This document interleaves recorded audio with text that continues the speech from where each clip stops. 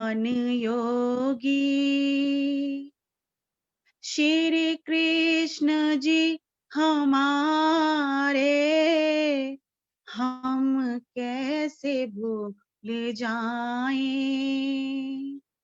तप त्याग को तुम्हारे, तुम थे महान योगी।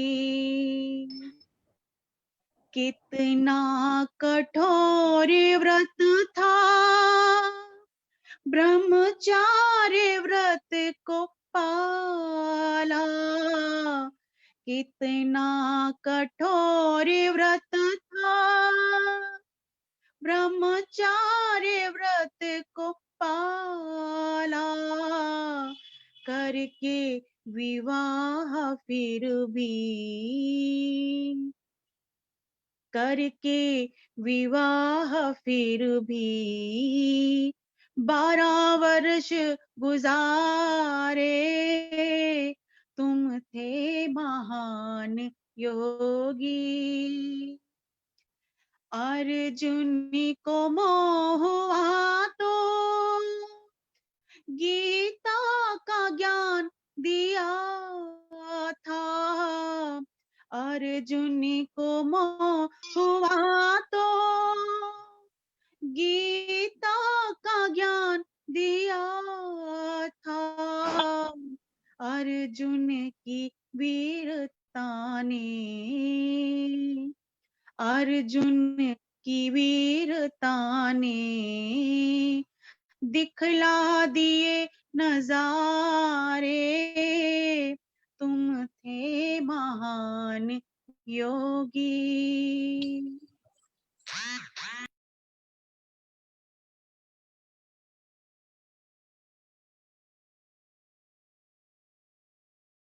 माइक बंद है आपका, माइक ऑन कर। पुष्पा जी माइक बंद हो गया।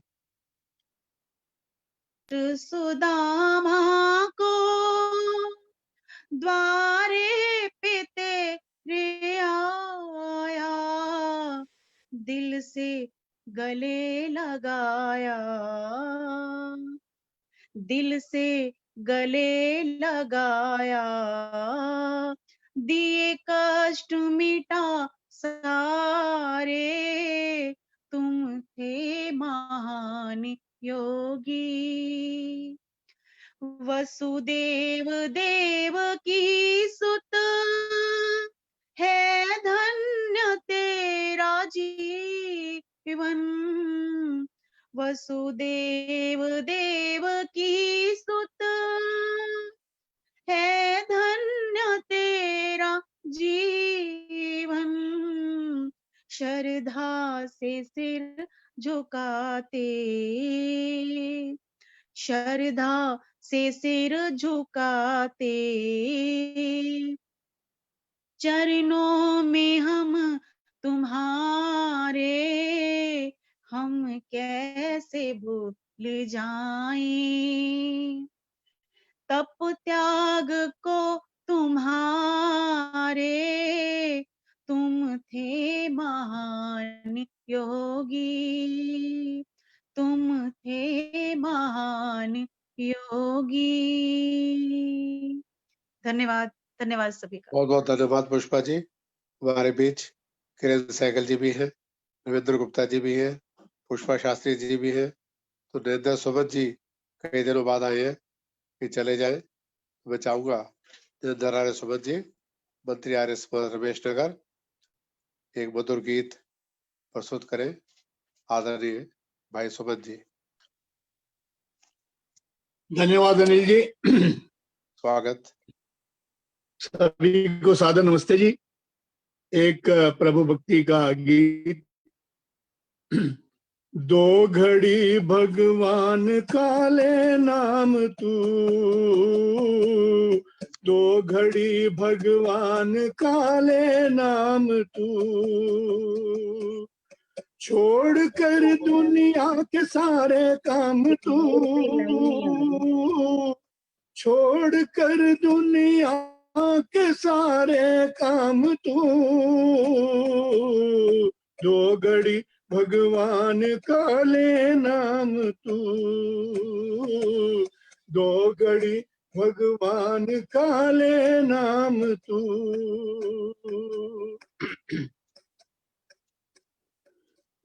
दो घड़ी का नाम ही रंग लाएगा, दो घड़ी का नाम ही रंग लाएगा, दो घड़ी का नाम ही रंग लाएगा। दे समय थोड़ा सुबह और शाम तू, दो घड़ी भगवान का ले नाम तू, छोड़ कर दुनिया के सारे काम तू।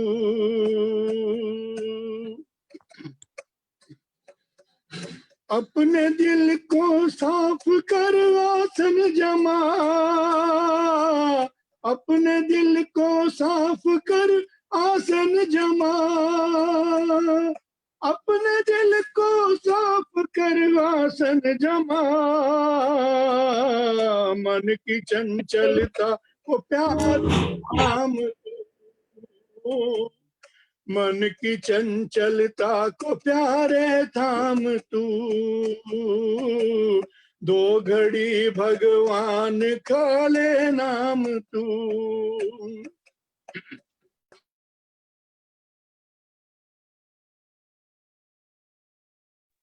सुबह जी माइक बंद हो गया।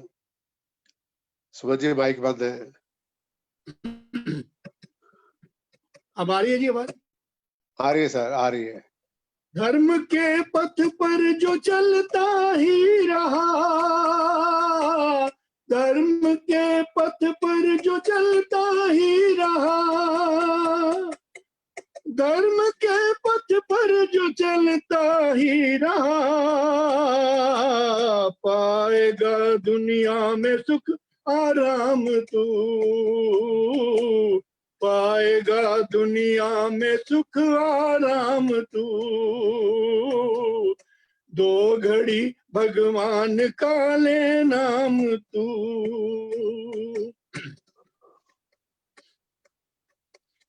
देश तेरे काम की ये बात है, देश तेरे काम की ये बात है, देश तेरे काम की ये बात है,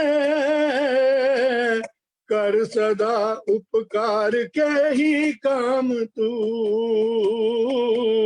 कर सदा उपकार के ही काम तू, दो घड़ी भगवान का ले नाम तू, दो घड़ी भगवान का ले नाम तू, छोड़ कर दुनिया के सारे काम तू,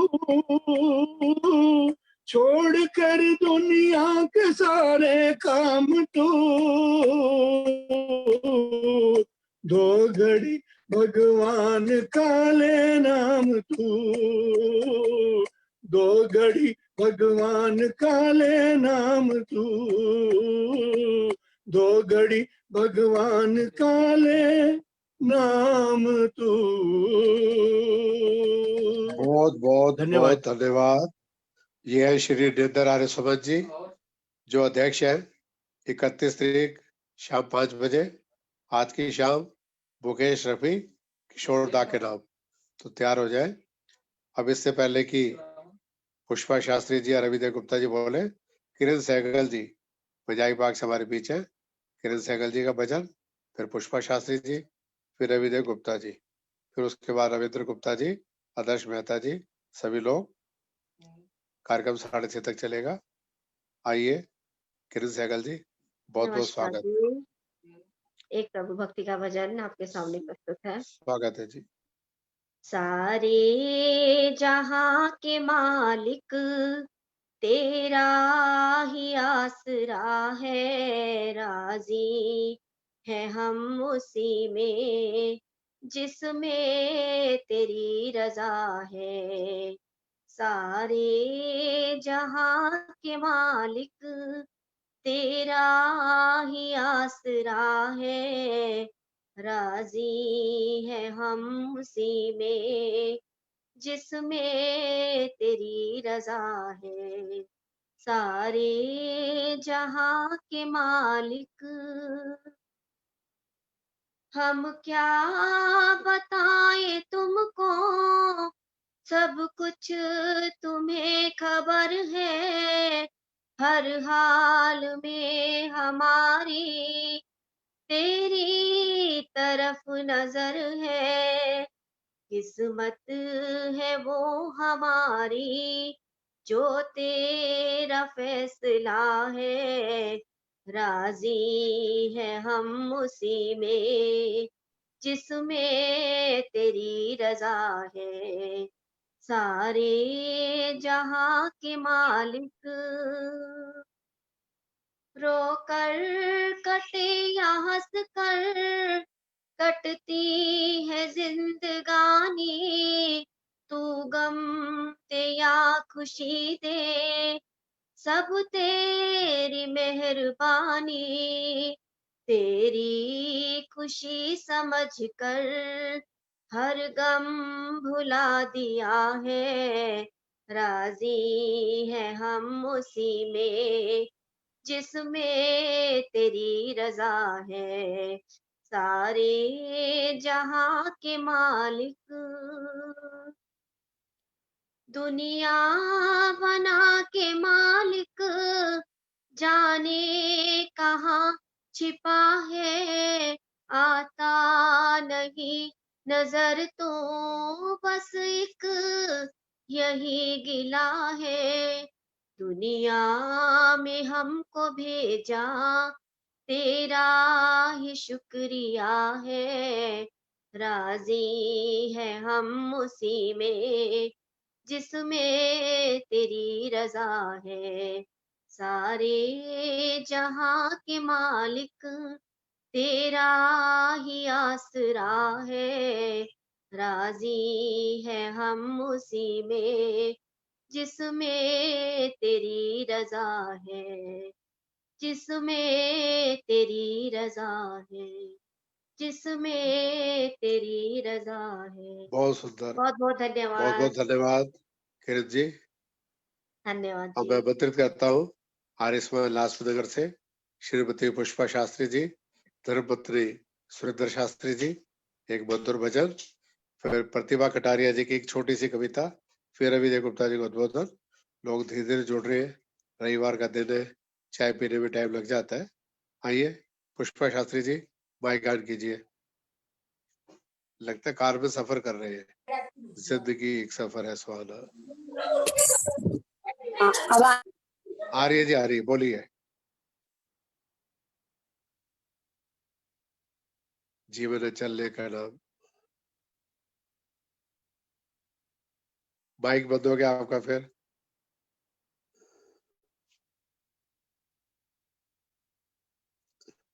पुष्पा शास्त्री जी, माइक खोलिए।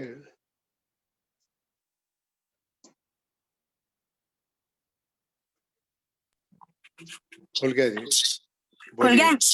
हाँ खुल गया जी। हाँ, अब गायत्री जाप के बारे में मैं आपको बता रही हूँ कि इसका क्या क्या फल मिलता है। करो गायत्री जाप मनवा धुल जाएगा, करो गायत्री जाप मनवा धुल जाएगा। मारो जोर से थाप फाटक खुल जाएगा, मारो जोर से थाप फाटक खुल जाएगा। अमृत वेले मंदिर आओ, अमृत वेले मंदिर आओ, धीरे धीरे कदम बढ़ाओ, धीरे धीरे कदम बढ़ाओ। मन में करो अलाप मनवा धुल जाएगा, मन में करो अलाप धन मनवा धुल जाएगा। करो गायत्री जाप मनवा धुल जाएगा, करो गायत्री जाप मनवा धुल जाएगा। राम श्याम ने इसको गाया, राम श्याम ने इसको गाया, चारों वेदों में आया, चारों वेदों में है आया, पढ़कर देखो आप मनवा धुल जाएगा, पढ़कर देखो आप मनवा धुल जाएगा, करो गायत्री जाप मनवा धुल जाएगा, करो गायत्री जाप मनवा धुल जाएगा। आनंद स्वामी को आनंद आया, आनंद स्वामी को आनंद आया, प्रभु आश्रित ने प्रभु को पाया। बंद हो गया। तो एक तू हाथ लाए ना, क्या हो गए? एक द्वार कर दो ना, साड़ा खुला है ना, कि बंद करते हैं।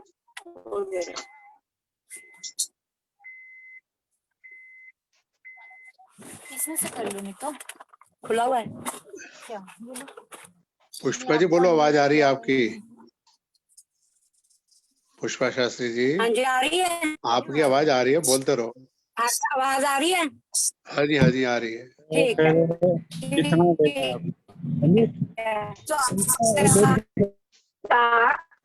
प्रभु आश्रित से पाया, श्वास श्वास आप मनवा धुल जाएगा, श्वास धुल जाएगा, करो गायत्री करो। आपकी आवाज कट रही है। अब आप सफर पे की गाड़ी में घर पहुंचेंगे तब मिल जाना। अब मैं प्रतिभा कटारिया जी से प्रार्थना करूंगा, एक छोटी सी कविता, उसके बाद रविदेव गुप्ता जी का उद्बोधन। पुष्पा शास्त्री जी माइक बंद कर दो आप अभी। आइए प्रतिभा जी, स्वागत। आदरणीय अनिल आर्य जी तथा सभी आर्य जनों को मेरी सादर नमस्ते। अभी मैं आपके समक्ष श्री कृष्ण पर एक कविता प्रस्तुत कर रही हूँ। मेरी कविता का शीर्षक है श्री कृष्ण का राजनीतिक दृष्टिकोण आज के संदर्भ में।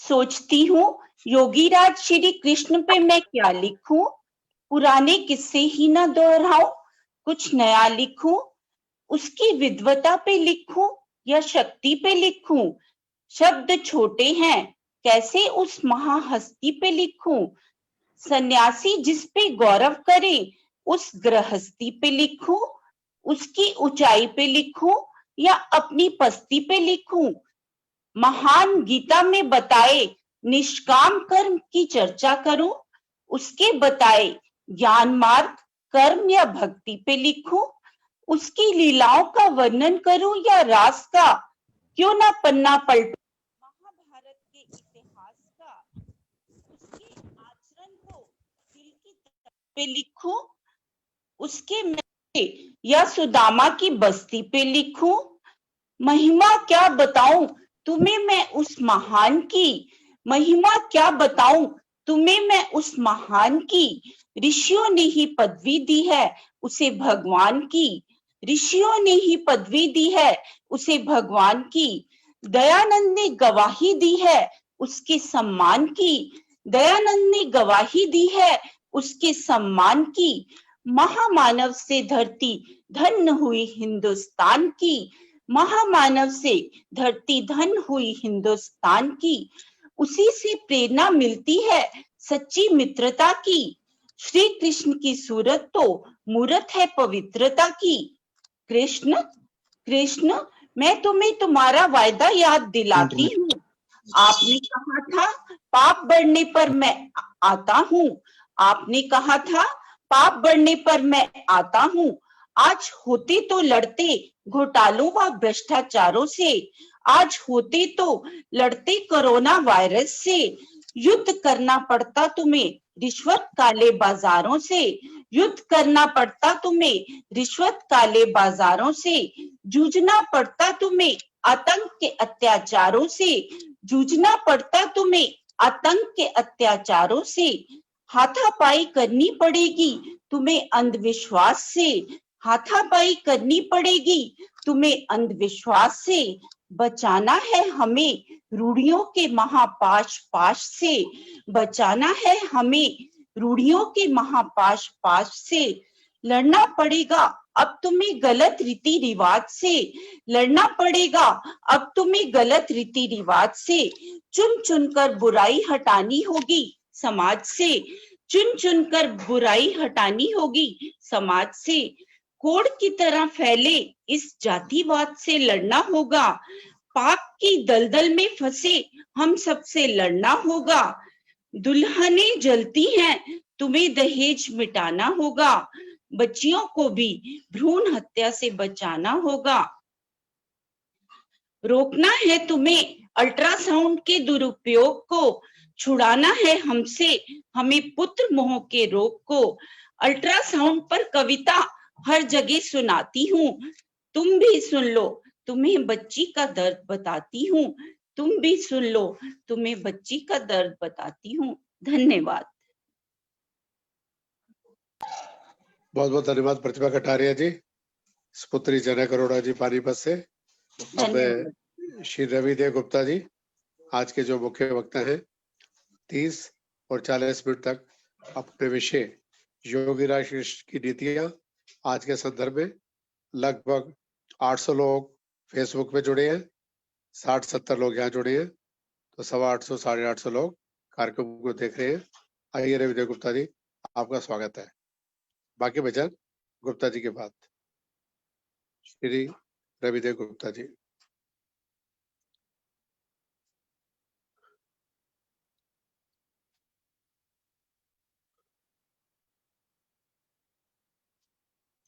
श्री रविदेव गुप्ता जी आगे माइक ऑन कर लीजिए।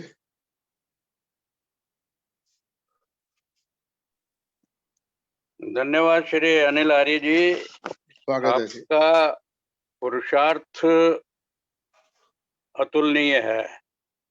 जैसा मेरी जानकारी में है, आज ये 141वां वेबिनार है और 141वां वेबिनार होना अपने आप में एक बहुत बड़ा प्रामाणिक तथ्य है कि 800 लोग फेसबुक पे भी जुड़े हैं। और जैसा आप बता रहे हैं 800 लोग फेसबुक पे जुड़े हैं, प्रत्यक्ष भी काफी लोग जुड़े हुए हैं। मैं सभी का सम्मान करता हूं।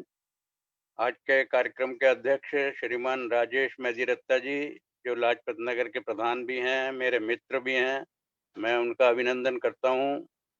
अनिल जी का अभिनंदन के साथ साथ महेंद्र भाई जी का अभिनंदन करता हूं, जो बड़े कर्मठ कार्यकर्ता हैं और अनिल जी के बिल्कुल दाहिने हाथ हैं।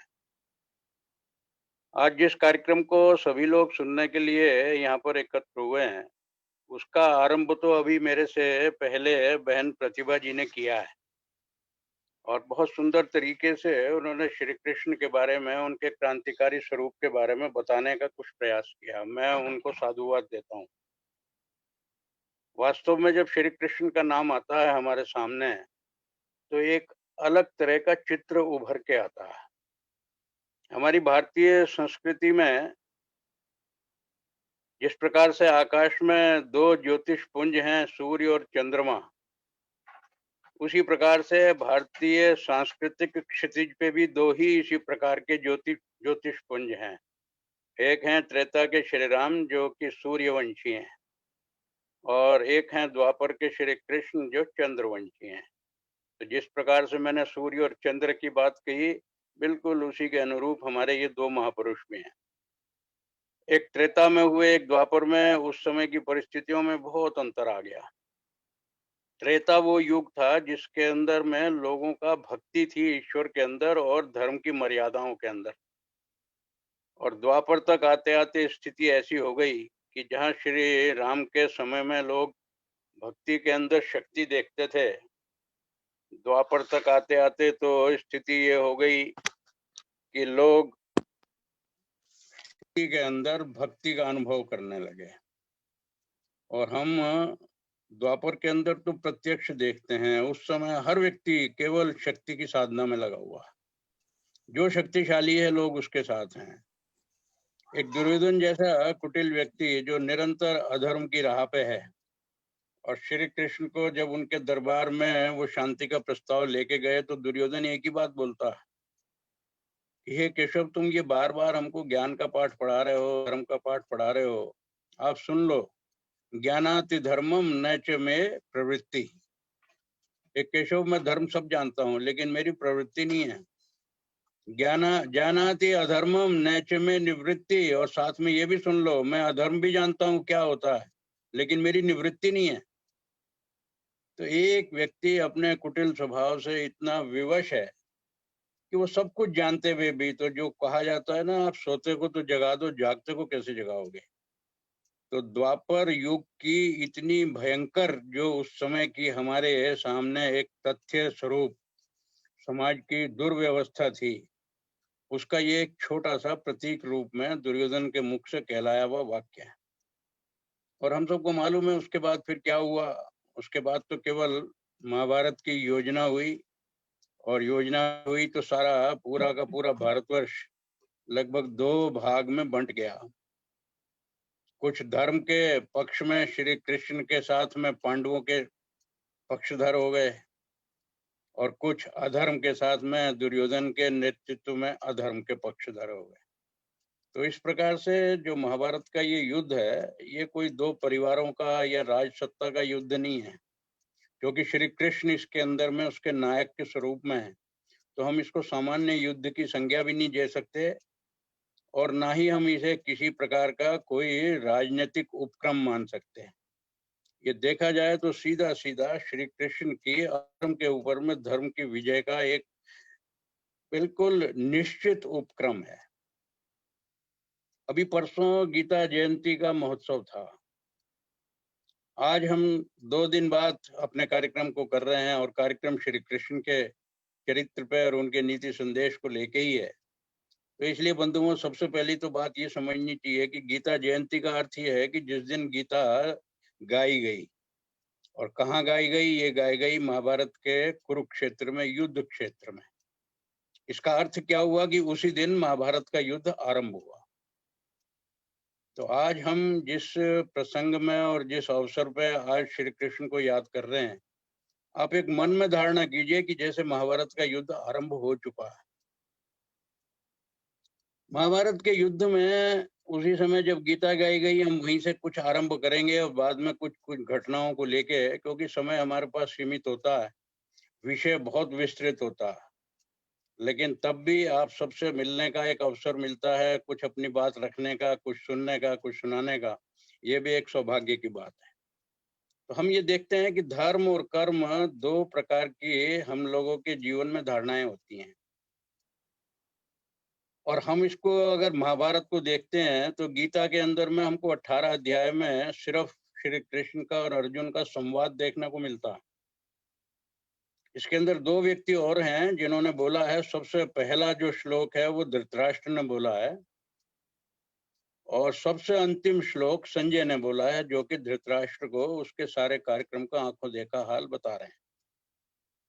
और इन 18 अध्याय में बार बार अर्जुन के मन में जिस प्रकार का मति भ्रम है, मोह है, और इतनी स्थिति है कि वो कायरता और नपुंसकता को प्राप्त हो गया, और उसके अंदर श्री कृष्ण ने निरंतर बड़े धैर्य से उसके जितने भी जटिल से जटिल प्रश्न हैं उनका उत्तर देते हुए, और अंततः उसको इस स्थिति में पहुंचा देते हैं कि स्वयं अर्जुन ये बोलता है कि मेरा केशव अब भ्रम मिट गया है, और साथ में ये बोलता है कि युद्धाय कृत निश्चय, मैंने अब युद्ध के लिए निश्चय कर लिया है।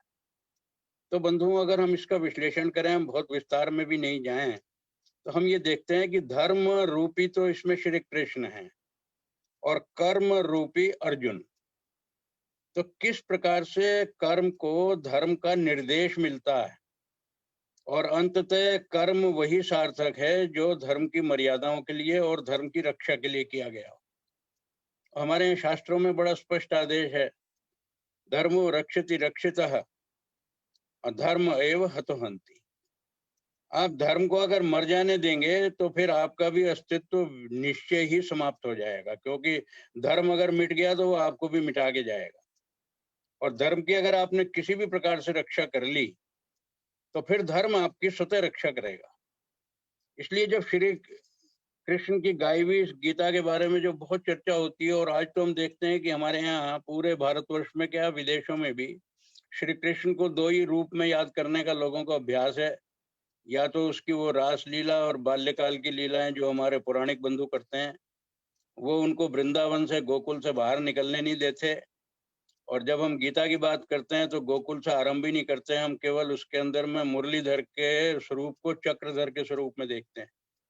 लेकिन गीता को आरंभ करके और गीता के साथ ही तीसरी करें तो श्री कृष्ण के साथ हम लोग न्याय नहीं करते। श्री कृष्ण ने नीति के संदेश तो गीता में दिए हैं, लेकिन व्यवहारिक रूप से उनकी पालना करने का कदम कदम पे एक एक पात्र को सजग करके उसके कर्तव्य के बारे में उसको सचेत करके महाभारत के युद्ध को अंततः निर्णायक स्थिति में पहुंचाना, ये श्री कृष्ण के जीवन का एक बड़ा अद्भुत दर्शन है। हम सभी लोग बड़े इस विषय में, मैं समझता हूँ, दुर्भाग्य है हमारे भारतीय समाज का कि जो श्री कृष्ण के उसका संपूर्ण दर्शन हम लोग नहीं देखते हैं। या तो उसको पौराणिक लोग केवल रासलीला और बाल लीलाओं तक रखते हैं। मुझसे पहले अभी बहन जी ने, प्रतिभा जी ने भी लीला शब्द का प्रयोग किया था। ये लीला शब्द वही प्रयोग करते हैं कि जो श्री कृष्ण को भगवान की संज्ञा देते हैं और वो ये समझते हैं कि ईश्वर के अवतार हैं और वो केवल यहाँ लीला कर रहे थे। बंधुओं, में बड़ी विनम्रता से एक बात कहना चाहता हूँ, लीला किसको कहते हैं? लीला का अर्थ है अभिनय। क्या हम इस प्रकार की मन में धारणा रखते हैं कि श्री कृष्ण जैसा महापुरुष जिसको हम भगवान की संज्ञा दे रहे हैं वो केवल यहाँ लीला कर रहे थे? हम लोग ये देखते हैं, जब जितना हमारा ये बॉलीवुड है, हॉलीवुड है और जितने भी वुड हैं, इनके अंदर में दो तरह की हमारे कलाकारों की लाइफ होती है। एक रियल लाइफ होती है, एक रील लाइफ होती है। रियल लाइफ बिल्कुल एक प्रकार से बनावटी लाइफ होती है और रियल लाइफ वो होती है जो जीवन का उनके वास्तविक दर्शन होता है। तो जब भी कभी किसी अभिनेता के बारे में कुछ हमको ऐसी सूचनाएं मिलती हैं जो आश्चर्यजनक होती हैं, तो फिर लोग ये कहते हैं, अरे आप इस व्यक्ति की क्या छवि अपने मन में रखते थे? वो रियल लाइफ नहीं थी, वो रील लाइफ थी। वहां तो वो सिंघम था, ये था, वो था, और मालूम नहीं कितने सारे दुष्टों का, अनाचारियों का वो विनाश करके अंततः अपनी हीरोशिप को किसी तरह से एस्टेब्लिश करता। लेकिन वास्तव में देखा जाए तो वास्तविक जीवन में उनका जीवन बड़ा अजीब होता। हम श्री कृष्ण को इस प्रकार के लीलाधारी नहीं मानते हैं, हम तो उनको वो मानते हैं कि उन्होंने महाभारत के युद्ध को किस तरह निर्णायक मोड़ तक पहुंचाया। मैं गीता के बारे में बहुत विस्तार करने का आज अवसर नहीं है, मैं केवल 2 श्लोक की चर्चा करूंगा आप लोगों के सामने। सबसे पहला जो श्लोक है वो बड़ा महत्वपूर्ण है, उसी से हमको श्री कृष्ण के चरित्र का और कौरवों के चरित्र का अनुमान होता है। धृतराष्ट्र बड़ी मासूमियत से बड़े कुटिल व्यक्ति हैं, हृदय से बड़े कुटिल हैं और इसी प्रकार से अपने विचार में और व्यवहार में सभी में उनके कुटिलता भरी हुई है। संजय से पूछते हैं वो, धर्म क्षेत्रे कुरुक्षेत्रे समवेता युयुत्सवः मामकः पांडवैश्चैव किम कुर्वत संजय। बड़ी मासूमियत से पूछ रहे हैं कि ये संजय, ये बताओ कि वो जो धर्म क्षेत्र कुरुक्षेत्र है उसके अंदर मेरे और पांडव के पुत्र जो युद्ध की इच्छा से इकट्ठे हुए उन्होंने क्या किया? बंधुओं, हम लोग इसके शब्दों पे जाने के अभ्यासी नहीं है। हमने कभी ने किसी ने सामान्यतः ये ध्यान नहीं दिया होगा कि एक ही सांस में धृतराष्ट्र उसको धर्म क्षेत्र भी कह रहे हैं और उसको कुरुक्षेत्र भी कह रहे हैं। क्या हमने कभी सोचा कि धर्म क्षेत्र क्या होता है और कुरुक्षेत्र क्या होता है? क्षेत्र का अर्थ होता है कोई स्थान, वो युद्ध का भी स्थान हो सकता है। और देखा जाए तो जिस प्रकार से आप और हम सब प्राणी हैं, हमारा भी ये जो शरीर है एक क्षेत्र है। इस क्षेत्र के अंदर, हमारे शरीर रूपी क्षेत्र के अंदर यदि सदाचार का बाहुल्य होता है, दैवी संपत्ति का होता है हमारे हृदयाकाश में, तो ये हमारा ही शरीर धर्म क्षेत्र के संज्ञा से विभूषित हो सकता है। और यदि हमारा स्वभाव कुटिल है, हर समय किसी ना किसी के विरोध में और किसी के अनिष्ट की आशंका में षड्यंत्र करते रहते हैं, तो हमारा ही ये शरीर कुरुक्षेत्र है। तो जिस कुरुक्षेत्र को हम जानते हैं, जहाँ युद्ध के लिए, केवल रक्तपात के लिए और अधर्म का सहारा लेके कौरव सेना युद्ध करने के लिए धृतराष्ट्र की आज्ञा से गई है, और उसको वो धर्म क्षेत्र संबोधित कर रहे हैं। कितनी कुटिलता है! लेकिन साथ में क्या कह रहे हैं? उसको कुरुक्षेत्र भी कह रहे हैं। तो हमको कुटिलता का आभास तो यहीं से होता है। लेकिन जो इसका सबसे अंतिम श्लोक है वो सारे का उपसंहार कर देता है। संजय निरंतर उनको केवल, अभी तो युद्ध आरंभ नहीं हुआ है, वो तो केवल गीता के उनको सब वो बता रहा है कि गीता किस प्रकार से बताई जा रही है और गीता के कितने श्लोक हैं, उसका एक एक का वर्णन कर रहा है। और सबसे अंत में अपनी ओर से उनको, धृतराष्ट्र को, एक परामर्श देता है अपने निष्कर्ष के रूप में। युद्ध आरंभ नहीं हुआ उससे पहले एक प्रकार से कहिए भविष्यवाणी करता है। यत्र योगेश्वर कृष्णो यत्र पार्थो धनुर्धरः तत्र श्रीः विजयो भूति ध्रुवा नीतिर मतिर्मम। संजय कह रहे हैं, हे महाराज, जहां पर श्री योगेश्वर कृष्ण हो और धनुर्धारी पार्थ अर्जुन हो, तो मेरा तो ऐसा मत है कि वहीं पर श्री है, वहीं पर विजय है, वहीं पर सारी विभूतियां हैं और ध्रुव नीति भी वही है। एक प्रकार से वो घोषणा ही कर रहा है कि इस युद्ध का अंतिम पटाक्षेप किस प्रकार से होना है। तो बंधुओं, हम सब लोग श्री कृष्ण को एक इस प्रकार के उन्नायक के रूप में देखने के अभ्यासी होने चाहिए कि जो इस प्रकार की जो हमारे यहाँ पे चर्चा पौराणिकों ने की है, बहुत अन्याय किया है। इतना अश्लील वर्णन, रास लीलाएं, क्योंकि प्रतिभा जी ने भी उस रास लीला की बात की थी कि बताइए हम रास लीला की बात करें कि उनके महा योगेश्वर स्वरूप को लीलाओं देखें। का वर्णन करूं या रास का? फिर मैंने बोल दिया क्यों ना पन्ना पलटू महाभारत के इतिहास बिल्कुल का। ठीक कह रहे हैं। मैं वही आपसे कह रहा हूँ कि प्रतिभा जी, आपने उसकी पुष्टि नहीं की थी। आपने ये बताया था कि समाज में इस प्रकार से लोग देखने के आदी हैं, और धन्यवाद। आपने उसका एक तरह से खंडन किया कि हमको ये रास लीला की चर्चा नहीं करनी है, हम तो उनके योगेश्वर स्वरूप का। मैं आप ही की बात की पुष्टि कर रहा हूँ। मैंने तो केवल ये बताने का प्रयास किया कि जिस प्रकार से समाज देखने का अभ्यासी है, आपने केवल उसके बारे में चर्चा की। और मेरा यही निवेदन है और आपका भी यही प्रयास है कि हम उनके योगेश्वर स्वरूप को देखें, जो किसी प्रकार से रास लीला के साथ में संगत नहीं बैठता है। तो अगर हम गीता के सार को देखें तो उसका केवल एक ही सार है, जिसको हम लोगों ने कहा उसमें कि कर्मण्येवाधिकारस्ते मा फलेषु कदाचन है। इसका बड़ा हम लोगों ने भ्रांत अर्थ लिया है। सामाजिक रूप से लोग ये कहते हैं कि गीता के अंदर कर्म करते जाओ और फल की इच्छा मत रखो। बंधुओं, बिना फल की इच्छा के तो हम कोई निष्काम कर्म भी नहीं कर सकते। पर उसका उद्देश्य क्या है? गीता का सार तो यह है कि कर्म करने पे ही तुम्हारा अधिकार है और फल पे तुम्हारा अधिकार नहीं है। और फल पे अपना अधिकार मानोगे तो फिर श्री कृष्ण उसको, अर्जुन को उस समय डांट रहे हैं जब उसने जयद्रथ के वध के लिए प्रतिज्ञा ली। उसने कहा कि मैं शाम तक अगर सूर्यास्त तक इसको नहीं मार दूंगा तो मैं आत्मदाह कर लूंगा। श्री कृष्ण युद्ध क्षेत्र में उस अर्जुन को कह रहे हैं, तुमने सारी गीता का सार सुनने के बाद भी इस प्रकार से मन में एक ऐसी प्रतिज्ञा ली। क्या तुम्हारे मन में ये निश्चय है कि जो तुम कर्म करोगे उसका फल तुम्हारे हाथ में है? यदि तुमने इस प्रकार की भ्रांति योजना की तो फिर इतनी घटिया प्रतिज्ञा करने का तुम्हारा क्या अर्थ है? एक क्षत्रिय ये प्रतिज्ञा करे कि मैं इस समय तक नहीं कर पाऊंगा तो मैं आत्मदाह कर लूंगा, इससे ज्यादा नपुंसकता, कायरता और अविवेक का प्रदर्शन और क्या हो सकता है? तो एक जयद्रथ का ही जो प्रसंग है वो श्री कृष्ण की सारी नीति को हमको बिल्कुल स्पष्टता से आभास कराता है।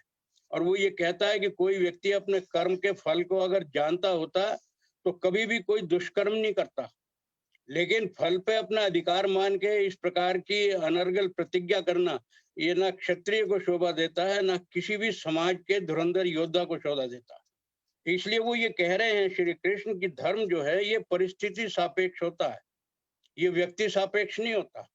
आपका व्यक्तिगत धर्म कुछ भी हो सकता है, लेकिन आपका सामाजिक धर्म, राष्ट्र धर्म बिल्कुल उसके विपरीत होता है। इसका एक छोटा सा उदाहरण ले लीजिए। एक पुलिस वाले के पास भी लोडेड रिवॉल्वर होती है, लेकिन उसका काम केवल इतना है कि वो उस लोडेड रिवॉल्वर से दुष्टों के हृदय में केवल भय उत्पन्न करे, उसको चलाना नहीं। बहुत ही अनिवार्य हो तो चलाने के लिए उसको अनुमति है। लेकिन इसके विपरीत जो हमारी सीमाओं पे सेना जो सन्नद्ध है, उनके पास में जितने अस्त्र शस्त्र हैं वो दिखावे के लिए नहीं है। उन्होंने शत्रु को देखते ही उसको मारना है, यही उनका धर्म है। तो एक ही व्यक्ति, एक ही प्रकार का अस्त्र, लेकिन परिस्थिति भिन्न है तो उसका धर्म भिन्न है। तो इसीलिए गीता का सार ये कहता है कि अधर्म का उन्मूलन ही धर्म है। और इसलिए गीता में श्री कृष्ण बार बार ये कहते हैं कि हमको लक्ष्य की केवल विवेचना करनी चाहिए, उपायों की नहीं। अब इसके लिए किस प्रकार से आगे प्रसंग चलता है उसको मैं आपको एक छोटे से उदाहरण से और स्पष्ट करता हूँ। जब ये सारा का सारा युद्ध समाप्त हो जाता है, युद्ध भी समाप्त नहीं होता, लगभग समाप्ति के निकट है, जब भीष्म पितामह धराशायी हैं और शरशैया पर लेटे हुए हैं, तो लगभग जब समाप्ति पे आ गया, दुर्योधन की भी मृत्यु हो गई, उसके बाद में श्री कृष्ण भीष्म पितामह को मिलने जा रहे हैं। भीष्म पितामह शरशैया पे हैं और आते ही जैसे ही कृष्ण कहते हैं, उनको एक प्रकार का उलाहना देते हैं कि देखो कृष्ण, ये सब तुम्हारे अधिकार में था कि ये महाभारत होता है या नहीं होता, लेकिन तुमने महाभारत का युद्ध कराना ही आवश्यक समझा और ये सब कुछ हो जाएगा। तुमको क्या लगता है कि सब नीतिपूर्ण हुआ और तुमको लगता है कि जो कुछ हुआ ये सब नैतिक हुआ? अब श्री कृष्ण का उत्तर देखिए। श्री कृष्ण कह रहे हैं, पितामह आप बहुत अच्छी तरह जानते हैं किन परिस्थितियों के अंदर ये महाभारत के युद्ध की योजना बनी। मैं स्वयं आपके दरबार में आप ही के चरणों में उपस्थित हुआ था शांति का प्रस्ताव लेके, और स्वयं आप वहां पर उपस्थित थे। आपने किसी प्रकार से उसके ऊपर में कोई ध्यान नहीं दिया, दुर्योधन को किसी प्रकार से अंकुश और नियंत्रित करने का प्रयास नहीं किया, तो उसी का परिणाम आज ये है। और आप कह रहे हैं नैतिकता की बात, तो महाराज मैं आपसे ये कहना चाहता हूं कि कुछ भी बुरा नहीं हुआ, कुछ भी अनैतिक नहीं हुआ, वही हुआ जो होना चाहिए था। साथ में उनको क्या कह रहे हैं, वो कृष्ण का नीति संदेश है। वो ये कह रहे हैं कि इतिहास से तो पितामह केवल शिक्षा ली जाती है, पर निर्णय तो वर्तमान की परिस्थितियों के आधार पर लेना पड़ता है। और उसके साथ में उदाहरण क्या दे रहे हैं कि हर युग में अपने तर्कों और अपनी आवश्यकता के आधार पर हमको अपना नायक चुनना होता है। त्रेता के नायक हैं श्री राम। उनके यहाँ की परिस्थिति में ऐसी परिस्थिति थी कि जो उस समय का सबसे बड़ा खलनायक था रावण, वो भी एक शिव भक्त था, धर्म का ज्ञाता भी था, लेकिन अपने स्वभाव की कुटिलता के कारण विवश। रावण जैसा नकारात्मक जहाँ पे राज्य हो, उसके अंदर विभीषण जैसे संत भी हुआ करते थे। लेकिन श्री कृष्ण बता रहे हैं, पितामह मेरे इस समय तो द्वापर आया है। इस द्वापर के अंदर क्या स्थिति है, यहाँ तो एक भी व्यक्ति मुझे ऐसा नजर नहीं आता है जो कि किसी भी प्रकार से धर्म की पालना कर रहा हो। और स्वयं पितामह आप ही बताइए, आप इतने शूरवीर हैं, इतने धर्म के ज्ञाता हैं, आपसे लोग धर्म का संदेश लेने के लिए आज भी आते हैं, मैं भी आता हूँ, और आप ही स्वयं अधर्म के पक्षधर होके अधर्म के पक्ष में लड़े और धर्म को धराशायी करने का आपने भी निरंतर प्रयास किया।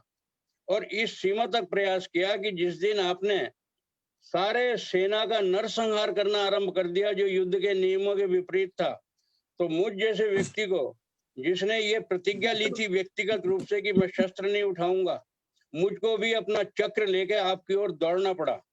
और मैं जैसे ही चक्र लेके आपके पास आया तो आपने तुरंत अपने हथियार रख के और मुस्कुरा के मुझको कहा कि मैं तो केशव केवल तुम्हारी परीक्षा ले रहा था। तो पितामह उस परीक्षा में मैं तो उत्तीर्ण हुआ था, आप विफल हुए थे। आपने नरसंहार किया धर्म की मर्यादा के विरुद्ध, और मैंने धर्म को किसी भी प्रकार से विजयी करने के लिए अपनी व्यक्तिगत प्रतिज्ञा को महत्व नहीं दिया। सामाजिक मेरे ऊपर दायित्व क्या था उसको महत्व देके अपनी व्यक्तिगत प्रतिज्ञा को तोड़ के आपके सामने में शस्त्र धारण करके उपस्थित हुआ। तो पितामह धर्म की परिभाषा तो यही है। राम के साथ तो किसी ने छल नहीं किया, इसलिए राम ने किसी के साथ छल नहीं किया। लेकिन मेरे हिस्से में तो ये कंस आए हैं, जरासंध आए हैं, दुर्योधन आया है, दुशासन है, शकुनी है, जयद्रथ है, और कौन कौन नहीं है। आप क्या समझते हो कि इनमें से एक भी व्यक्ति ऐसा था द्रोणाचार्य समेत जिसको धर्म के अनुसार और नैतिक नीति के अनुसार से किसी का भी वध किया जा सकता था?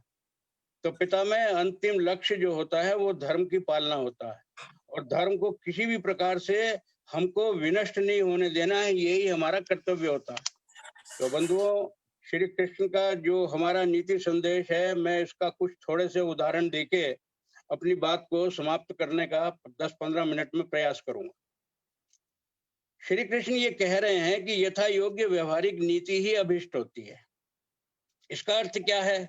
हम बड़ी मासूमियत से एक बात सब लोग बोलते हैं कि सत्यमेव जयते, और होता क्या है, इसकी मखौल कैसे उड़ती है। हम जितने भी हमारे न्यायाधीश हैं, आप उनकी न्यायाधीश की कुर्सी के पीछे देखिए तो एक बड़ा सुंदर ये सुभाषित लिखा हुआ होता है, सत्यमेव जयते। और स्थिति क्या है, किसी भी न्यायालय के अंदर आज तो स्थिति ये हो गई कि सुप्रीम कोर्ट से पहले किसी को न्याय मिलता ही नहीं है। तो जितनी भी सारी हमारे न्यायालय हैं उसमें सत्य की विजय कहाँ होती है? और सत्य को अगर विजयी भी करना होता है तो सत्य को कितना पुरुषार्थ करना होता है। तो इसलिए लोग ये कहते हैं कि सत्य कभी भी पराजित नहीं होता। ये बात तो सही है कि सत्य पराजित नहीं होता, लेकिन सत्य पराजित कब होता है? जब सत्य पुरुषार्थ के साथ नहीं होता। श्री राम ने भी बहुत पुरुषार्थ किया तो सत्य की प्रतिष्ठा की।